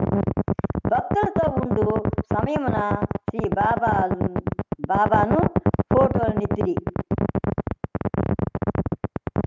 ఆ పిమ్మట ఉగాండాలోని వలస శాఖ ఉన్నత ఉద్యోగులకు అందరికీ బాబా దర్శనమిచ్చెను.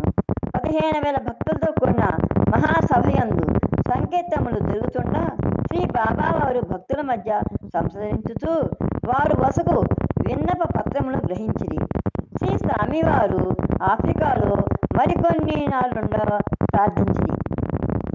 జూలై 7వ తేదీ ఉదయం భజన జరుగుతుండగా 100 మంది ఆఫ్రికా దేశీయులను ప్రజా సమూహము నుండి ఎన్నుకొని వారికి తగిన చికిత్సను కావించి సలహాలు నొసంగి ఆనందముతో పంపుతుండిరి. ఆఫ్రికాలో ఉన్న రోజులలో బాబాకు విశ్రాంతియే లేకుండెను. రోగులను చూచిన పిమ్మట వైద్యులకు బాబా ప్రత్యేక దర్శనము వసంగెను. ప్రపంచంలో ఇంతటి చెడ్డ ఉండుటకు కారణం ఏమిటని డాక్టర్లు ప్రశ్నింపగా, ప్రపంచంలో చెడ్డ అన్నదే లేదు, వెలుతురు లేకుండాటయే చీకటి ఉండుటకు కారణం ఎట్లాగో అట్లే మనసు మంచిని గమనింపకుండాటయే చెడ్డ ఉండుటకు అవకాశం ఏర్పడుతున్నది. కమలా పండు యొక్క తోలు వగరగా ఉండును, అట్టు ఉండుట వలనే పండులోని తీయదనము సంరక్షింపబడుతున్నది. ధ్యానము పండు పొలముల చుట్టూ, ధాన్యము పండు పొలముల చుట్టూ ముళ్ళ కంచె ఉండుట వలన సంరక్షించుట కదా అని జవాబిచ్చుతుండగా ఒక సత్యుడు దేవుడున్న ఎడల ఆ దేవుని మనమెందుకు చూడజాలుతున్నాము అని ప్రశ్నింపగా, వెంటనే నీవెవరు, నీ ఆత్మను నేను అను తత్వమును కొనుగొనినావా అంటే ఆ స్వామి అడిగా, ఆ దేవుడు మనం ఎందుకు చూడలేము అని చెప్పి అని ప్రశ్నించిన వెంటనే నీవెవరు, నీ ఆత్మను కనుగొన్నావా అంటే నేను అనే తత్వం అనమాట. ఆత్మను దర్శించిన ఎడల నీ యొక్క ప్రశ్నకు తావు లేదు, నీవే ఆత్మవు, ఆత్మయే దైవము. ఈ సత్యము చక్కగా మననము చేసిన యథార్థము నీకే బోధపడును. ఒక్క సత్యమే 3 విధముల గోచరించుతున్నది: జ్ఞాత, జ్ఞానము, జ్ఞేయము. తెలుసుకునేవాడు, తెలివి, తెలుసుకునేవాడు అనేటువంటి ఈ త్రిపుటి ఒక్క సత్యతత్వము కన్నా అంటే ఆత్మ లేక బ్రహ్మము వేరు కాదు అని అనుభవం ద్వారా తెలుసుకొనినా మరి తెలియవలసింది దియు లేదు. ఇదియే మానవ జీవిత లక్ష్యమునకు పురుషార్థమును. పరమాత్మ జీవాత్మలు బింబ ప్రతిబింబము వంటివి. బింబమేమో సత్యము, ప్రతిబింబము మిథ్య అనగా వ్యవహారమునందు భిన్నత్వము సహజము. పరమాత్మ దృష్టితో విచారించిన భిన్నముగా దృశ్యమగు పదార్థముల్లోని సారము ఏకత్వమే, అంటే ఒకటే. నామరూపం వలన భేదముగా తోచుతున్నదే కానీ యథార్థ దృష్టికి తత్వం ఒకటియే. కుండలు, ముంతలు, మూకుళ్ళు భేదములుగా నామరూపముల వలన తోచినను పైవన్నీ కూడా ఒక్క మట్టి నుండి కల్పితమైనవే కదా. ఏకైక సత్యమును సంకల్ప రూపిణియగు మాయ ఆవరించి ఉన్నందున బాహ్య దృష్టితో ఎంత ప్రయత్నించి చూచినను మాయ ప్రకృతి దృశ్యమే కనబడుచున్నను. జ్ఞాన దృష్టిని అంతర్ముఖంగా తిప్పి శోధించిన కొలది క్రమక్రమముగా సత్యార్థ దర్శనము అగుచుండును. సరే, మరొక ప్రశ్నకు జవాబిచ్చుతూ తృష్ణయే సర్వ దుఃఖములకును కారణమనియు అనవసర కోరికలతో అవసరమా వస్తు సంశయమును చేర్చుకున్నటకు ప్రయత్నించుటయే దుఃఖ కారణమనియు సామాన్య జీవిత అవసరములతోటి తృప్తి చెంది అంతరానందమును పొందుటకు ప్రయత్నించుతూ విషయముల వలన కలుగు ఆనందమునకు ప్రాకులాడకుండాటయే జీవిత లక్ష్యముగా పెట్టుకొని దేశ అసూయలను విడిచిపెట్టి ప్రేమతో సర్వధనులను చూచుచున్న శాశ్వత శాంతి లభించునని శ్రీ బాబా సెలవిచ్చెను. సాధారణముగా డాక్టర్లను, లాయర్లను అసూయ ఎక్కువగా బాధించుచున్ననియు అట్టి అసూయను పూర్తిగా నిర్మూలించి పరస్పర సహకార భావముతో వెలంగుచున్న సుఖశాంతులు పొందగలరని డాక్టర్లకు, లాయర్లకు శ్రీ బాబా బోధించెను. మనస్సును శరీరమును పోషించినట్టే చక్కగా పోషించవలను. శరీరం పోషించినట్టే మనసును కూడా పోషించమని చెప్తున్నాడు. ఈ దుర్భావాలు, అసూయ ఇవన్నీ లేకుండా కూడాను. ఉదయమున ధ్యానమును, పలహారమును పొసగవలెను. మధ్యాహ్నమున భజన అను భోజనమును ఇవ్వవలెను. సాయంకాలము వేదశాస్త్ర పఠన శ్రవణములను తేనీటిని ఇవ్వవలెను. అంటే ఈ మనసుకు ఎలా చేయాలని అని చెప్తారు స్వామి. ఉదయాన్నేమో ధ్యానం అనే పలహారం ఇవ్వమంటున్నాడు, మధ్యాహ్నమేమో భజన అనే భోజనాన్ని ఇవ్వమంటున్నాడు, సాయంకాలం వేదశాస్త్ర పఠనం వినటం అనేటువంటి తేనెట్టి ఇవ్వమంటున్నాడు ఈ యొక్క మనసుకి.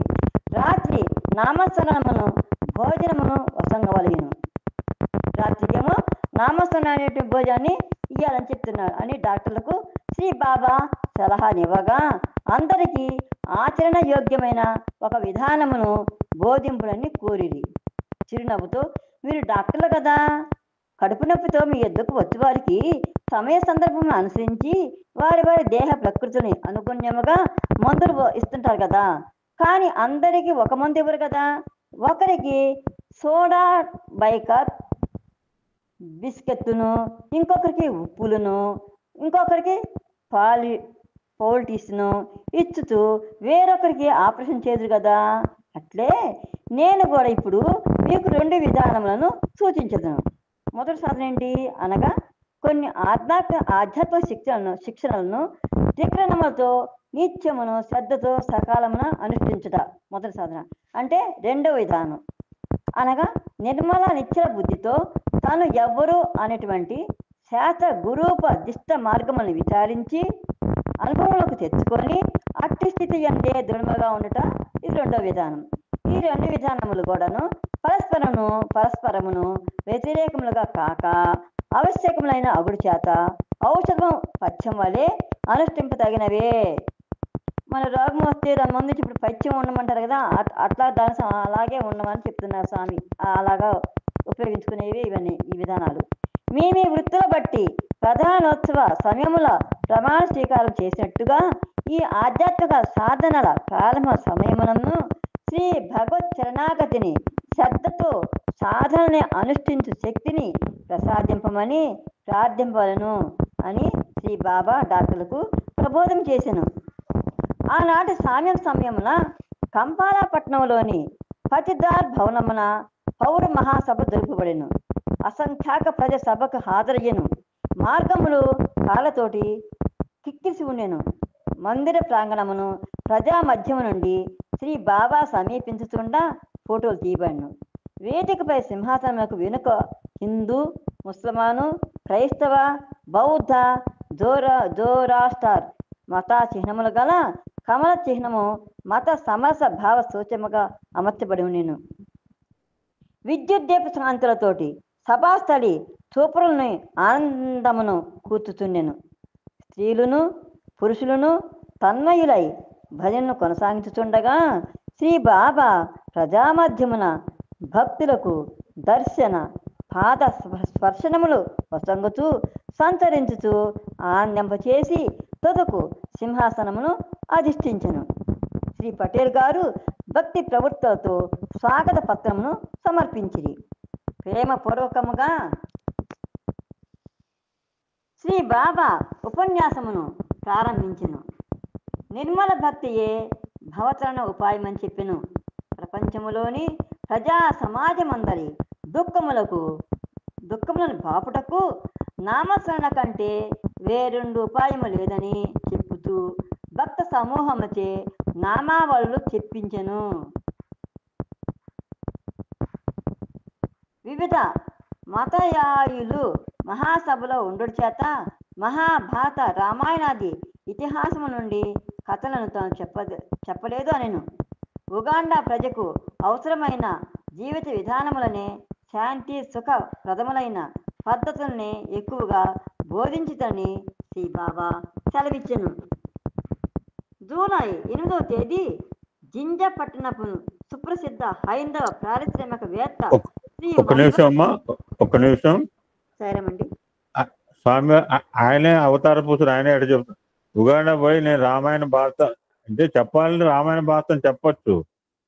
అంటే మనం అక్కడ పరిస్థితిని బట్టి ఎక్కడ ఉన్నామో ఎక్కడ ఏం మాట్లాడాలి అనేది మనకి చెప్తున్నారన్నమాట. వండర్ఫుల్. జూలై 8వ తేదీ జింజా పట్టణపు సుప్రసిద్ధ హైందవ పారిశ్రామికవేత్త శ్రీ మద్వాని శ్రీ బాబాను దర్శించెను. సమాచార శాఖ మంత్రి గౌరవులు శ్రీ ఓజేరియా కూడా శ్రీ స్వామిని దర్శించి సంభాషించి అనారోగ్య కారణముల చేత శ్రీ బాబా కంపాలా చేరిన వెంటనే దర్శనములకు రాజాలనందులకు క్షమాపణ చెప్పుకొనెను. ఆ సమయమున ఉగండాలో పార్లమెంటును మహాసభ జరుగుతున్నందున బాబా దర్శనము చేయుటకు ఉత్సాహం ఉండినను తన సహచరులైన మిగతా మంత్రులు రాలేకపోయారని చెప్పిరి. సాయంకాలమునకు రక్షణ శాఖ మంత్రి శ్రీ ఓనామా బాబాను సందర్శించెను. ప్రతి దినము ఉదయమునకు 8 గంటల నుండి 11 గంటల వరకు సమయంలో విద్యార్థులకును యువకులకును గ్రామీణులకును శ్రీ బాబా దర్శనం వసంగుతూ ఆర్తులకు ఉచిత సలహాను వసంగుతుండ్రి. ఆనాటి సాయంకాలం కూడా మహాసభ పాతిదార్ భవన ప్రాంగణమున ఏర్పాటు చేయబడింది. యథాప్రకారము శ్రీ బాబా ప్రజలను తన వైపునకు ఆకర్షించుకొని అమృత ఉపన్యాసము నొసంగి నామస్మరణము ప్రజల చేత చేయించెను. శ్రీ భగవానుని హృదయమున సమస్థాపించుకొని జిహ్వతో భగవన్నామమును కీర్తించాలని శ్రీ బాబా అంటే ఈ భగవాన్ మన హృదయాన్ని స్థాపించుకొని ఆ నాలుగుతోటి భగవన్నామము కీర్తించాలని చెప్పి బాబా వారు ప్రజలకు ఉద్బోధించింది. సభానంతరము శ్రీ పటేల్ గారి భవనములకు ఇచ్చేసి రక్షణ శాఖ ప్రచార శాఖ మంత్రులతోటి టెలివిజన్లో సంభాషించెను. శ్రీ బాబా వారి రాక యొక్క ప్రాముఖ్యతయు వారి సందేశమును కంపాలలో జరుపబడిన 2 మహాసభలలోనూ స్పష్టము చేయబడిననియు విశ్వ మానవ సౌభ్రాతృత్వముకే శ్రీ బాబా వారి ప్రయత్నమనియు టెలివిజన్ ద్వారా ప్రకటించబడిను. రాత్రి భోజనానంతరము ఆఫ్రికా దేశపు వన్య మృగ జీవితములు సినిమా ద్వారా చూపబడెను. జూలై 9వ తేదీ ఉదయం భజన అనంతరము ఉగాండా కెన్యాలకు సంబంధించిన నైరోబి జింజా మొదలగు పట్టణముల నుండి భక్త సమూహములు వచ్చి శ్రీ స్వామిని సందర్శించి శ్రీ బాబా వారి ఉపదేశమును అనుసరించుదననియు అవ్యాజ కృపతో బాబా తమందరినీ కూడా అనుగ్రహించినందుకు వారి కృతజ్ఞతలను శ్రీ స్వామి వారికి నివేదించారు. నిష్కామ కర్మ యోగాచరణ వలన మనస్సు పవిత్రమగు అహంకార యూర్తి కలిగి హృదయము ఆవరించి ఉన్న అజ్ఞానందకాలను జరగనని శ్రీ బాబా చదివించింది. ఆఫ్రికాలో ప్రప్రథమున ఉగాండా కెన్యా టాంజానియాలలో శ్రీ సత్యసాయి సేవా సమితుల స్థాపింపును సంకల్పించింది. సమ్మారాలో సమితుల ప్రధాన కేంద్రం అధ్యక్షులను కెన్యా టాంజానియాలలో సమితుల ఉపాధ్యక్షులను ఉండినట్లు అన్ని సమితులపై కేంద్ర అధ్యక్షునికి అధికారం ఉండినట్లు తీర్మానింపబడిను. సాయిరామ్. శ్రీ సాయి సేవా సంస్థలు అనుసరింపదగు కార్యక్రమముని కూడా శ్రీ బాబా నిర్ణయించును. డాక్టర్లు ప్రజానికములకు ఉచిత వైద్యం సహాయము చేయనట్టును లాయర్లు ప్రజలకు ఉచితంగా కోర్టు వ్యవహారములందు సహాయపడవాలని నిర్ణయించారు. అంటే డాక్టర్లునేమో ఉచిత వైద్యం చేయమన్నారు, లాయర్లేమో ఉచిత కేసు ఉచితంగానే చేయమన్నారన్నమాట. భజన సంఘములను పట్టణ మందిరములను స్థాపించి దైవభక్తి ప్రచారమును కావింపుతుండాలని ఏర్పాటు చేసెను. మరియు నిరక్షరాస్యులకు ఆపత్సమయంలో సహాయమును, రోగులకు సేవ చేయుటకై వైద్యశాలకు పోతుండవాలని చెప్పేసి భక్తులను శ్రీ బాబా ఉపదేశించెను. ముఖ్యంగా ఆఫ్రికా దేశస్తులకు సమాజ సేవా కార్యక్రమంలో ఆసక్తిని హెచ్చగినట్టు చేయుతూ అత్యంత శ్రద్ధ ప్రేమలతోడను జాగరూకతోడను కార్యక్రమంలో నిర్వహింపాలని శ్రీ బాబా సెలవిచ్చెను. కార్యకర్తలందరూ కూడా శ్రీ బాబా వారితో కలిసి ఫోటో నెట్టించుకొనిది. మధ్యాహ్నం మీదట జిజ్ఞాసులు ఎక్కుమంది శ్రీ బాబాను సందర్శించి కొలది ధర్మములు అనుష్ఠాన విధానంలో సందేహములను శ్రీ బాబా ద్వారా నివారింపజేసుకున్నారు. భజన సంఘముల వారికి సెలవిచ్చి పంపిరి. రాత్రి 8 గంటలకు అంతరంగిక వ్యవహార మంత్రి శ్రీ గౌరవనీయమైనటువంటి శ్రీ బాటా రింగే గారు వచ్చి శ్రీ బాబాను సందర్శించి వారి వలన సదుపదేశములను పొంది పరమానంద భరితుడయ్యను. సరేనా, ఆపమంటారా? సరే, టైం అయిందా? ఇంకొక 5 నిమిషాలు చదువు. ఆచార్యుడు జూలై 10వ తేదీ గురు పూర్ణిమ. ఆధ్యాత్మిక తత్వోపాసకులు ఆనాడు తమ తమ గురువుల పాద పద్మములను పూజించుట హైందవ మత సాంప్రదాయమై ఉన్నది. అజ్ఞాత తిమిరమును జ్ఞానానందము చేత నిర్మూలింప చేసి సజ్ఞాన నేత్రము అసంగువాడే సద్గురువుడు. ప్రతి సంవత్సరము ఆషాఢ శుద్ధ పూర్ణిమ నాడు తన గురువునే కాక గురు పరంపరనంతయు పూజించుట ఆచారమై ఉన్నది. నారాయణుడు, పద్మభవుడు, వశిష్ఠుడు, శక్తి పరాశరుడు, వ్యాసుడు మొదలగు వీరందరూ కూడా మనకు గురువులు. సాయిరాం. వ్యాసుడు మొదలగు వారిని అందరినీ కూడా సంస్కరించి పూజించుతున్నట ఆర్యమత సాంప్రదాయము.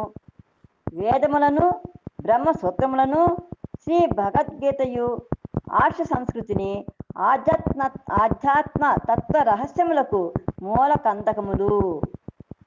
కావున శ్రీమన్నారాయణ అవతారమూర్తి అయిన శ్రీ సత్యసాయి బాబా సద్గురువు సన్నిధిన ఈ పవిత్ర గురు పూజ మహోత్సవము శ్రీవారి పాద పద్మములకే జరుప నిశ్చయించిది.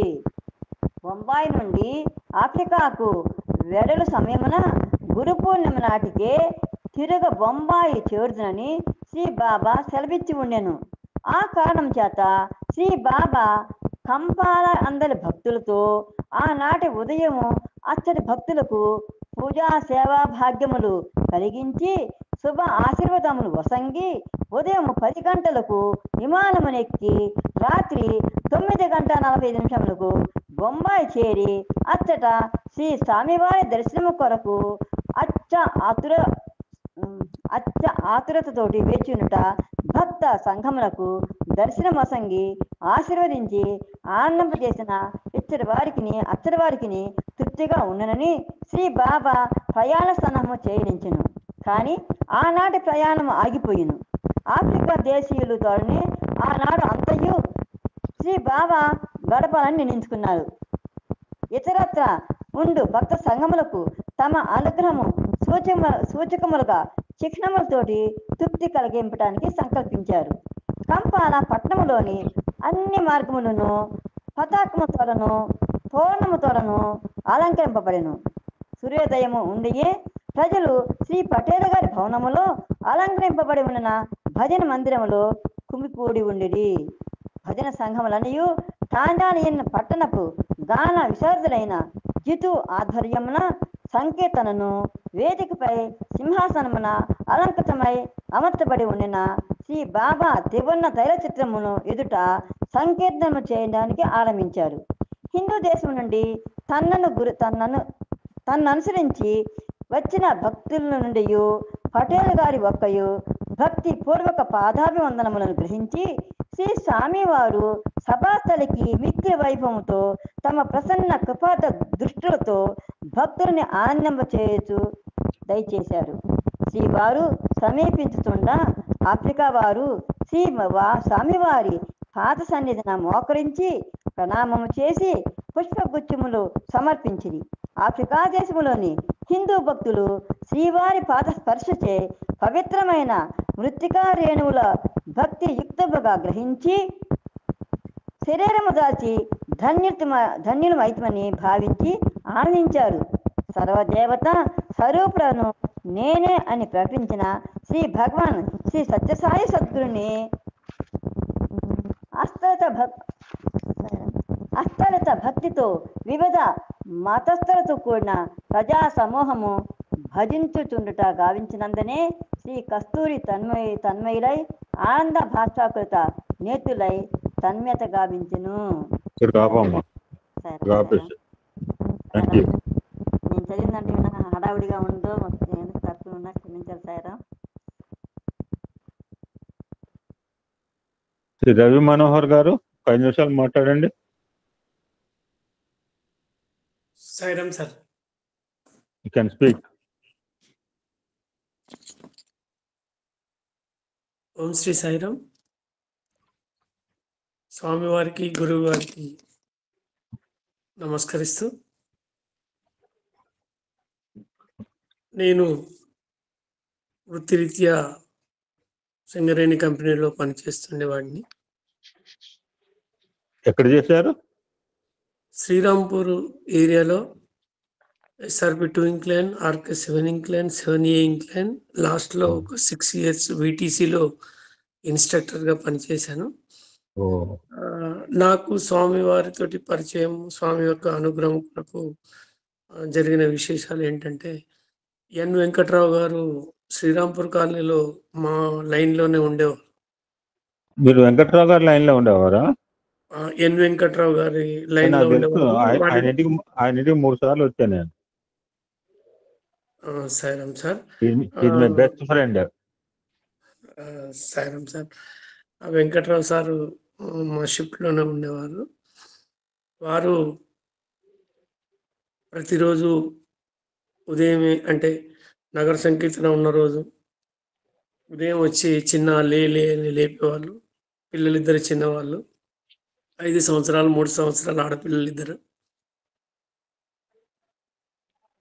మొదట కొంచెం ఇంట్రెస్ట్ లేకున్నా కూడా సార్ వచ్చారు కదా అని చెప్పి స్వామివారి దగ్గరికి రావటం, క్రమేణా స్వామి గురించి తెలుసుకొని వెంకట్రావు గారు వెంటనే, ఆ రోజులలో చిన్న స్కూటీ ఉండేది, పిల్లలు ఇద్దరిని తీసుకొని 5 సంవత్సరాలు 3 సంవత్సరాలు పిల్లల్ని ఇద్దరిని తీసుకొని, మా ఆవిడని తీసుకొని CCCకి 4 కిలోమీటర్ల దూరం ఉన్న CCకి నగర సంకీర్తనకు వెళ్ళేవాడిని.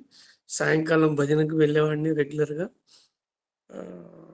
వెంకట్రావు గారు గ్రూప్ లీడర్ ఆధ్వర్యంలో 1992లో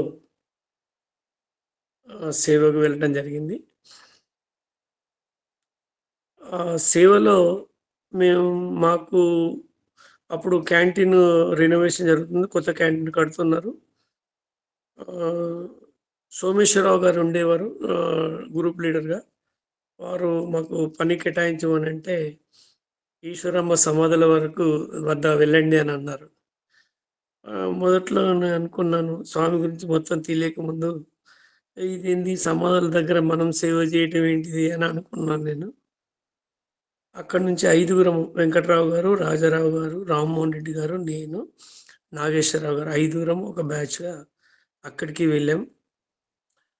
అక్కడ మాకు కేటాయించిన పని ఏంటిదంటే, ఒక 2-3 years నుంచి పేరుకుపోయినటువంటి జెర్సీ ఆవులు, స్వామికి పాలు ఇచ్చేటువంటివి, పాలు పంపించేటువంటివి, వాటి యొక్క ఎరువు ఏదైతే ఉందో, ఆ పేడ కసు అదంతా ఏదైతే ఉందో అదంతా తీసి స్వామివారి ఉద్యానవనంలో, తోటలలో ఎడ్ల బండి మీద తీసుకొని పోయి వేసేవాళ్ళం. అయితే ఇప్పుడు మనం సేవదలుగా వేస్తున్న వైట్ డ్రెస్సులు కాకుండా మేము పక్కకు పెట్టేసి మామూలుగా పని చేస్తున్నటువంటి డ్రెస్సులో వేసి మధ్యాహ్నం వరకు పనిచేసేవాళ్ళం. ఉదయం టిఫిన్ పోయి వచ్చినాక మధ్యాహ్నం నాడు మంచి పెద్ద మోటార్ ఉండేది అక్కడ, ఇప్పుడు కూడా ఉండింది. ఆ మోటార్ తోటి తలార స్నానం చేసి బట్టలన్నీ పిండేసి పక్కకి వేసి మళ్ళీ వైట్ డ్రెస్ తీసుకొని భోజనానికి పోయి వచ్చిన తర్వాత 1 గంట 2 గంటలు రెస్ట్ తీసుకొని మళ్ళీ 3 నుంచి 5:30 దాకా మళ్ళీ సేమ్ అదే కసు ఎత్తడం, తీసుకుపోవటం, వేయటం. ఈ క్రమంలో ఇంకొక డ్యూటీ ఏమి ఇచ్చారంటే, రాత్రులు ఆ ఎదురుగా లెక్చరర్స్ క్వార్టర్స్ ఉన్నవి ఈశ్వరాంబ సమాధులకు ఎదురుగా. అక్కడ సెక్యూరిటీ అంటే కాపల నైట్లో ఉండమని చెప్పి ఆదేశించారు. ఉదయం పని, మధ్యాహ్నం పని, సాయంకాలం వచ్చేటప్పటి వరకు నైట్ అంతా మేల్కొని ఉండడం కష్టం కాబట్టి 2 అవర్స్ లేకుంటే 3 అవర్స్ అన్న డ్యూటీలు వేసుకొని అక్కడ సేవ చేసేవాళ్ళం. అందులోనే ఉన్న నండుంజయ గారు, ఈ ఆయన అడ్మినిస్ట్రేషన్ బిల్డింగ్లో ఒక అధికారి. ఒక 2-3 రోజుల తర్వాత ఆయన వచ్చేసి, ఏం సాయిరామ్ మీరు ఎక్కడి నుంచి వచ్చారు ఏంది అని అడిగితే, మా అడ్రస్లు అన్నీ చెప్పిన తర్వాత, మీరు చాలా డేలో కష్టపడుతున్నారు, సాయంకాలం కాపలా ఉంటున్నారు, మంచి సేవలు చేస్తున్నారు, మీరు అడ్మినిస్ట్రేషన్ బిల్డింగ్ చూడడానికి రండి అని చెప్పి మాకు ఆహ్వానం చెప్పడం జరిగింది. అక్కడికి వెళ్ళడానికి మాకు సమయం అనేది లేదు అసలు. ఆ డ్యూటీలో ఒక్కరోజు, 2 రోజులు, 3 రోజులు గడిచిపోయింది. మళ్ళీ వచ్చారు సార్. ఏమైంది, నేను రమ్మంటుంటే మీరు రావట్లేదు ఏంటి అని అడిగారు. అయ్యా మా పరిస్థితి ఇది, మేము భోజనంకి క్యాంటీన్కి వెళ్ళటం, రావటం, మళ్ళీ పని చేయటం, తయారవటం, అప్పటికి ఆఫీస్ బంద్ అయిపోతే 6 గంటలకు అయితే రాలేని పరిస్థితి. అంటే మీరు ఎట్లన్నా చేసి రేపు మధ్యాహ్నం భోజనం చేసిన తర్వాత రండి, నేను ఉంటాను అని చెప్పారు. ఆ విధంగా అడ్మినిస్ట్రేషన్ బిల్డింగ్కి రమ్మని చెప్పడంతో మేము 7వ రోజు 5 కలిసి అక్కడికి వెళ్ళాం. అద్వితీయం స్వామివారి యొక్క అనుగ్రహం. అక్కడ చూసిన పరిస్థితులు ఏంటంటే, ఒక పెద్ద సోఫా, అతిథులందరికీ సోఫాలు.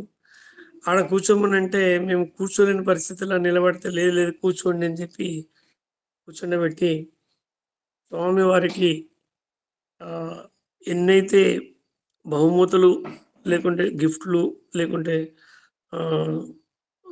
ఇచ్చినటువంటి వస్తువులను అన్నింటిని చూపెట్టడానికి ఒక వ్యక్తి అక్కడ ఉన్నటువంటి సాయిరామ్ని పిలిచి అవన్నీ మాకు చూపించారు. ఆనందం ఏంటంటే, స్వామి యొక్క 61వ బర్త్డేకి ఇచ్చినటువంటి అతి విలువైనటువంటి వస్తువులు, వాటిని అన్నింటినీ చూపిస్తూ ఒక హాల్లోకి తీసుకొని వెళ్తే, సడన్గా స్వామి కూర్చున్నట్టుగా ఉన్నటువంటి ఒక విగ్రహాన్ని చూసి మేము సడన్గా స్వామి ఇక్కడ ఉన్నారు ఏందని అనుకున్నాం. తీరా చూస్తే అది విగ్రహం. దాని దగ్గరికి వెళ్ళి నమస్కారం చేసుకున్నాం. అప్పుడు చెప్పారు వచ్చిన సాయిరామ్ ఏమనంటే, ప్రపంచంలో ఉన్నతమైనటువంటి నైపుణ్యత కలిగినటువంటి శిల్పి చెక్కినటువంటి ఈ విగ్రహము, ఇది తయారు చేసినటువంటి విగ్రహం. ఈ విగ్రహాన్ని స్వామి దగ్గర తీసుకొని వస్తే అంత నైపుణ్యత గల వ్యక్తి చేసినాను కూడా అందులో చిన్న చిన్న లోపాలని అని చెప్పి స్వామి పక్కకు పెట్టారట. ఆ విషయం తెలిసి అతి సూక్ష్మమైనటువంటి విషయాలలో కూడా స్వామి పర్ఫెక్షన్ అనేది చూపిస్తున్నారు దాన్ని అక్కడ అర్థం చేసుకోవడం జరిగింది. ఆ తర్వాత ఒక హాల్లోకి తీసుకెళ్తే 40 దేశాల జెండాలు ఉండి, మధ్యలో స్వామి సింహాసనం ఉండి ఉన్నటువంటి పరిస్థితులు ఆయన చెప్పాడు. ప్రపంచంలో అన్ని దేశాలు భారతదేశము నాయకత్వంలో పరిపాలన సాగిస్తవి ఆధ్యాత్మిక ప్రపంచంలో. అందుకే స్వామి హాల్ కట్టించారు. ఇందులో 40 మంది విశిష్ట అతిథులు వివిధ దేశాల నుంచి వచ్చిన వాళ్ళ కోసం అని చెప్పడం జరిగింది. ఆ తర్వాత ఇంకో రూమ్లో తీసుకెళ్తే దానిలో 8 కుర్చీలు వేయటం జరిగింది. 8 మంది ట్రస్టీలు కూర్చొని సమావేశం జరిపేటువంటి హాల్. ఈ విధంగా స్వామి మాకు ఎనలేని అనుగ్రహాన్ని ప్రసాదించారు. అప్పటి నుండి మొదలుకొని ఆ తర్వాత మేము వస్తుంటే, లేదు ఇంకో 3 days ఉందాము, స్వామివారు కొడైకెనాల్లో ఉన్నారు, వస్తారు, దర్శనం చేసుకుని పోదామన్నారు. 2 రోజులైంది, 3వ రోజు వరకు కూడా రాలేదు. మరి ఏంటి సంగతి, మనం వెళ్దాము అంటే, లేదు దర్శనం చేసుకుని వెళ్దామని నిర్ణయించుకున్నాం. అప్పటి వరకు మేము స్వామిని చూడలేదు. తెల్లవారి వైట్ ఫీల్డ్కి వచ్చారు స్వామి అనగానే బస్సులు వేసుకొని వెళ్ళాము. అక్కడ ఆ దివ్యమంగళ స్వరూపాన్ని మొదటిసారి దర్శించడం, అలౌకికమైనటువంటి అంటే అద్వితీయమైనటువంటి భావన భగవంతుడు ఆయన రూపంలో దర్శనమిచ్చారు. స్పర్శన, లైన్లోకి వచ్చేసి బాగున్నారా అని అంటాం. మాలో ఉన్నటువంటి ఒక వ్యక్తికి మోకాల నొప్పులతోటి డ్యూటీ చేయలేక డ్యూటీ విరమిద్దాం అనుకున్నటువంటి పరిస్థితులలో ఆయనను స్వామిని అడిగిన విషయం ఏంటంటే, స్వామి నా మోకాల నొప్పులు బాధ అని అంటే స్వామి అతని చేతులు చేవేసి మంచిది బంగారు తగ్గుతవి అని చెప్పటం అద్వితీయమైనటువంటి దర్శనం, మర్చిపోలేనటువంటి జీవితంలో మొదటి దర్శనమే. ఆ దర్శనం అయిన తర్వాత అందరం ఇక్కడికి రావటం, అదే సంవత్సరంలో స్వామివారు శివం టెంపుల్కి రావటం, పిల్లలిద్దరిని భార్యను తీసుకొని దర్శనానికి వెళ్ళటం, ఈ రకంగా స్వామివారి యొక్క అనుగ్రహ ఆశీస్సులతోటి నాకు తోచినటువంటి విధంగా నాలో పరివర్తన కోసం, నా కోసం స్వామివారి సేవలు చేస్తూ స్వామివారి అనుగ్రహం పొందుతూ నడుస్తున్న కాలంలో 1995లో ప్రశాంతి సెక్యూరిటీ కోసం మమ్మల్ని పంపడం జరిగింది. రామ్మోహన్ రెడ్డి గారు నన్ను ఆ విధంగా ప్రశాంతి సెక్యూరిటీ, ఇప్పుడు ప్రశాంతి సర్వీస్ అంటున్నాం, అందులో ట్రైనింగ్ ఇచ్చారు. అదే సంవత్సరంలో పాదుకా మహోత్సవం జరిగింది. ట్రైనింగ్లో ఉండి పాదుకా మహోత్సవానికి వెళ్ళొద్దని చెప్పారు. స్వామివారి పాదుకలు చేపించుకున్నాం. స్వామి పాదుకలు తీసుకొని దర్శనానికి వెళ్ళటం, స్వామి అనుగ్రహం పాదుకలను స్పృశించటం, ఈ రకంగా ప్రశాంతి సర్వీస్ చేస్తూ ఉన్నటువంటి నాకు 2020 సంవత్సరంలో పదవి విరమణ పొందిన తర్వాత మనకు కరోనా రావటం, దాన్ని వెంటనే స్వామివారి అనుగ్రహము లేకుంటే పాత కర్మను కావచ్చు, 2022 సంవత్సరంలో బాగా కడుపు నొప్పి లేస్తే పిల్లలు హాస్పిటల్ తీసుకెళ్తే టెస్ట్ చేస్తే అది క్యాన్సర్ అని చెప్పారు. మొదలు పెద్ద పేగులో ఉంది అని చెప్పి ఆపరేషన్ చేశారు. ఆపరేషన్ చేసిన తర్వాత లివర్లో కూడా ఉంది, ఆపరేషన్ చేయాలని చెప్పారు. ఈ 2 ఆపరేషన్లలో కూడా స్వామిని స్మరిస్తూ స్వామి నామాల్లో తడుస్తూ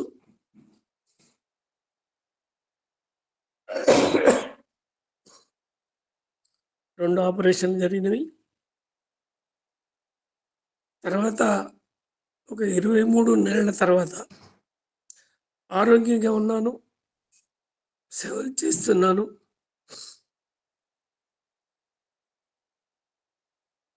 ఈ సంవత్సరం మే 30 తారీఖు నాడు వెళ్ళి రొటీన్ చెకప్ చేస్తున్నప్పుడు ఆ లివర్లో మళ్ళీ క్యాన్సర్ వచ్చిందని చెప్పారు. డాక్టర్ ఏమన్నారంటే, నువ్వు అదృష్టవంతుని, అది ఒక్క జాగాలోనే వచ్చింది, నువ్వు నాకంటే హెల్తీగా కనపడుతున్నావు, పారామీటర్స్ అని అట్లున్నాయి, మళ్ళీ ఆపరేషన్ చేయాలని చెప్పారు. మొన్న జూన్ 4 రోజు 3వ ఆపరేషన్ జరిగింది. మొదటి రౌండ్లో 12 కీమోలు ఇచ్చారు. రెండవ రౌండ్లో కూడా ఇప్పటి వరకు 10 కీమో ఇంజక్షన్ జరిగినాయి. ఇంకా 2 ఉన్నాయి. ఒక్కొక్క ఇంజక్షన్ 46 అవర్స్ ఉంటుంది.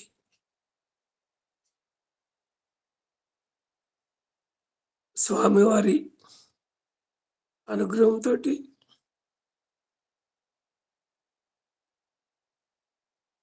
జీవితం నడుస్తుంది. ప్రస్తుతం నేను హెల్తీగానే కనబడుతున్నాను, కానీ స్వామివారి యొక్క అనుగ్రహంతో అది మళ్ళీ రాకుండా ఉండాలని ప్రయత్నిస్తున్న సమయంలో వసంత సిస్టర్ ద్వారా నాకు ఏఎస్బిలో జాయిన్ చేసుకోవటం, లక్ష్మీనారాయణ గురువు గారు విభూతి పంపించటం, ప్రస్తుతం నేను ఆ విభూతిని వాడుతూ స్వామి వారి యొక్క అనుగ్రహ ఆశీస్సులతోటి జీవితంలో గడుపుతున్నాం. సాయిరాం. అవకాశం ఇచ్చిన స్వామికి ధన్యవాదాలు తెలియజేసుకుంటూ, హృదయపూర్వక సాయిరాం తెలియజేసుకుంటూ Sairam. Thank you brother, thank you so much. కడుపులో ఎంత బాధ పెట్టుకుని నువ్వు నేను క్యాజువల్గా మాట్లాడమన్నా brother. You are my loving brother Ravi Manohar. బాధపడద్దండి. I will pray for you, I will ask for you, I will demand for you, I will fight for you. No Sairam.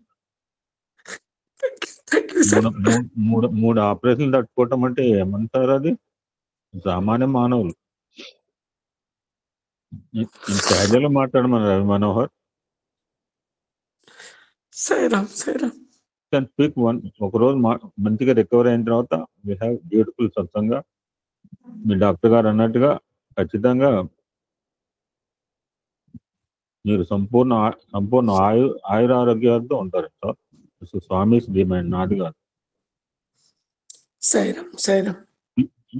Please bear remaining. ఇంకేమైనా ఉంటే దయచేసి బేర్ చేయండి.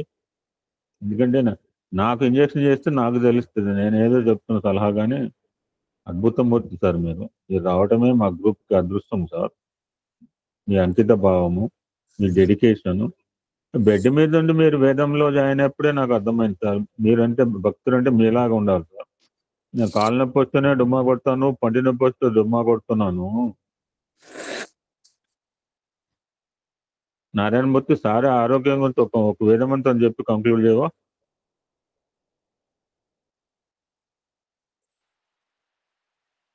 సాయిరామ్ నాన్న గారు, నాకు బాధగా ఉంది. I feel very badly. అవును గురు. No more words. No more words. నిజంగా గురు, అన్ని ఎలా తట్టుకున్నానంటే చెప్పు. స్వామి మంచి కుటుంబాన్ని ఇచ్చి నిజంగా వారందరినీ రక్షించాలనే ప్రార్థిస్తున్నాను. అదీర్ఘాయుష్ ఇచ్చి. I know him pretty well. అప్పుడు రవి మనోహర్ తెలియదు, కానీ ఈయనకి సాంగత్యం వెంకటరావు మై బెస్ట్. ఈ ఆల్సో బాల వికాస్ గురు అని చెప్పి నేను Nageswararao Reddy all my associates అనమాట, శ్రీరాంపూర్ అండ్ వాళ్ళ సమితిలో. Thank you sir Ravi Manohar. Nothing to worry.